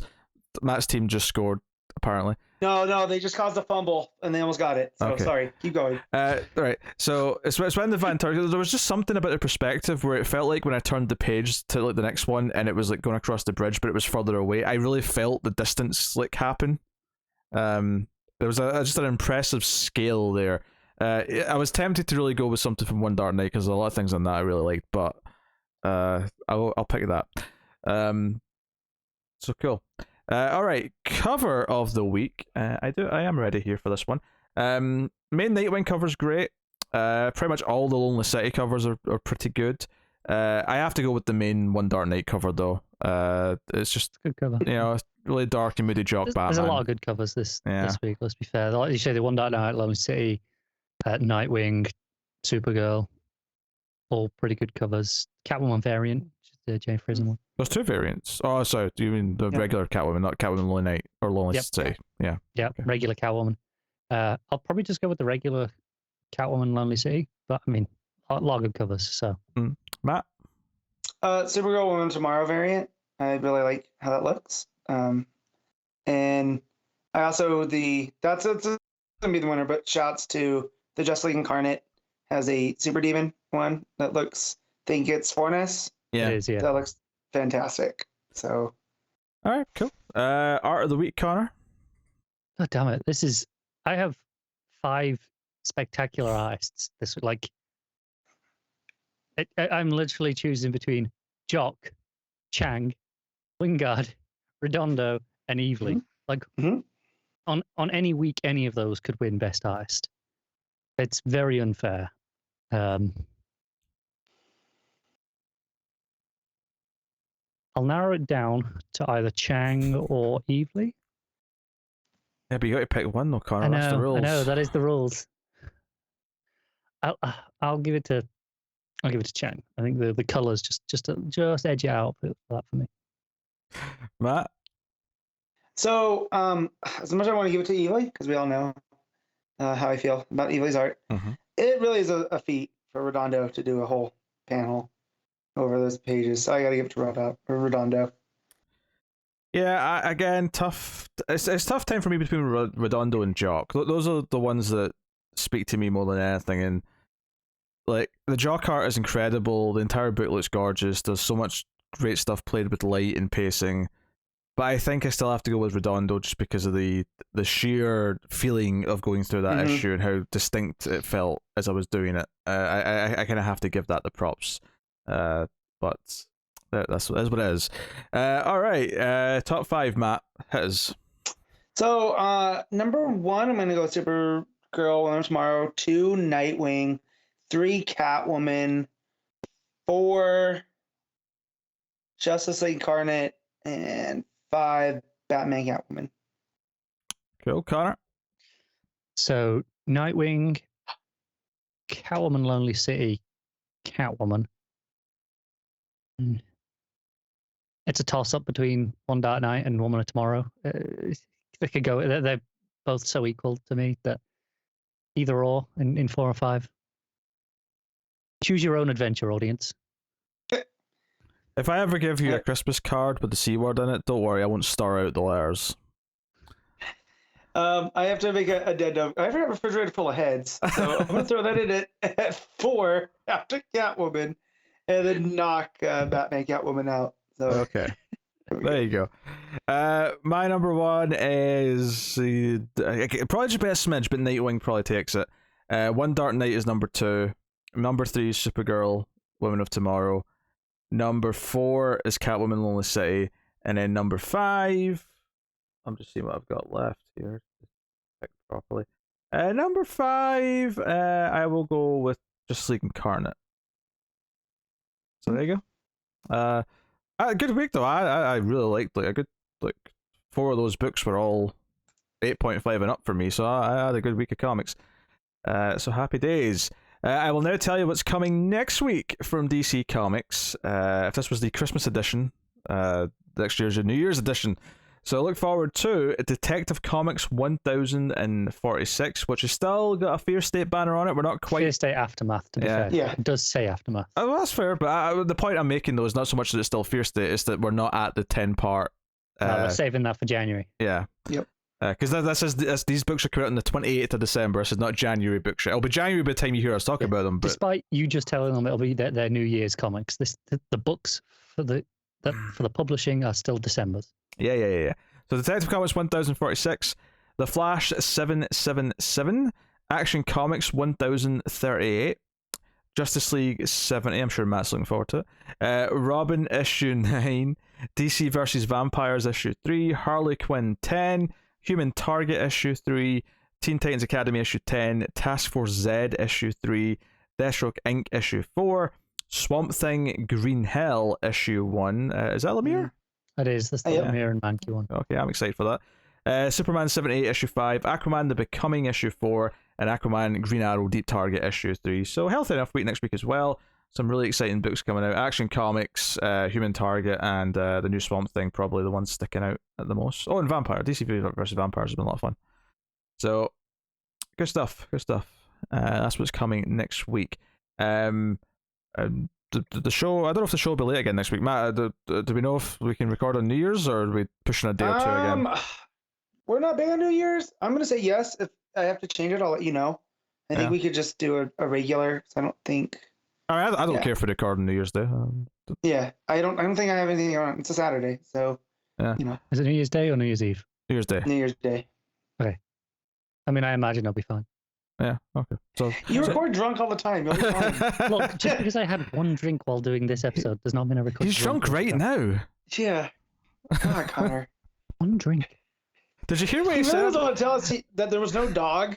He was just, hung over and fell into the gutter. Yeah. And that's how he broke his arm. The more we unravel that story, the more it falls apart, and it's leading to that. It's leading to I was drunk on my way to work, and I stumbled onto the road and broke my arm. I was more still drunk than I was hungover, but if I was sober, my arm would not have been broken. Yes. Then I have not done that at this job. Yet. Yes.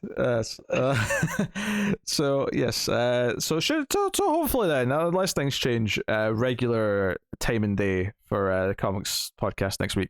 Now the annual episode, like we said before, will be sometime after next week's episode. Hopefully it's in that week between next episode and the episode after. If it takes a little bit longer for us to find a time to fit it in, then bear with us. But the annual episode will be coming sometime in January, probably earlier rather than later in January.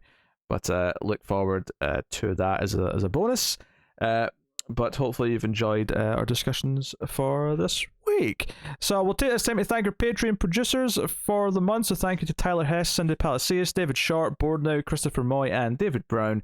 You can, of course, support us over at patreon.com/MailFuzzTV for as little as $1 per month and get some bonuses for your trouble. At the $5 tier, you get the episode a day early. You get it the later. Well, usually it's a Saturday night, obviously not this week, but you get it as soon as it's out the oven. A day before everyone else gets it. So if you're interested in that and helping keep all the content you can listen to us on New Year's Eve or New Year's Day. Be the first thing you do. Yes, New Year's Day. We're not going back in New time. Year's Day.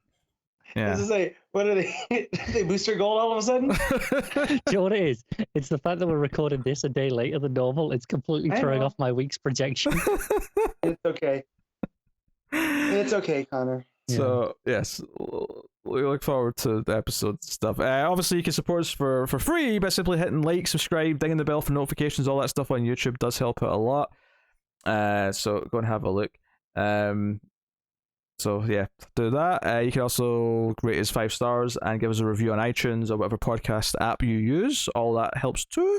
And get us on Twitter at DC Comics Podcast and use that to share us out to other people and help spread the word throughout this universe and the rest of them in the multiverse.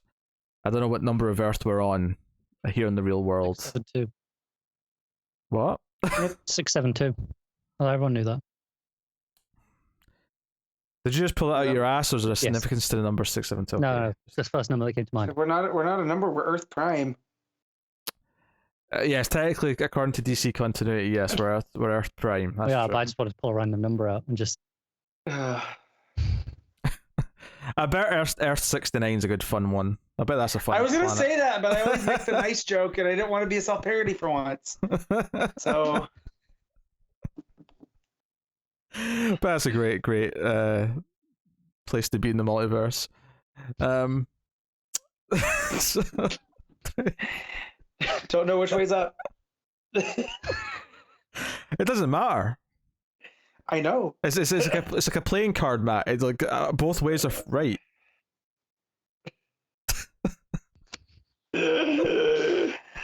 Oh, boy. Oh dear. Okay, so that's How is that the final thing they're going to hear from us this year? episode 285's in the can. We'll be back with your first episode of 2022 next week, and of course we are going to be hitting episode 300 in the not too distant future. So I'm sure we'll do something for that. But yes, thank you very much for joining us. It's another year in the books, and you know we dive into another year as we're into, I guess, year 2 of Infinite Frontier. But it doesn't feel like we're still calling it that. It just kind of feels like that was where we flipped over into the new era, but I don't know if we're actually referring to the era as the Infinite Frontier era. Are they still putting that on the covers of books? I don't think so. No, they're not. Because they were for a few months. Not for long. I think it was just for that first initial arc, basically, of everything. But yeah, so yeah, thank you once again for watching or listening. We always appreciate it. Hopefully you had a nice Christmas and you have a nice new year. But yes, so join us once again next time. Keep reading DC Comics, and remember to never get lost in the Speed Force. 69 dudes.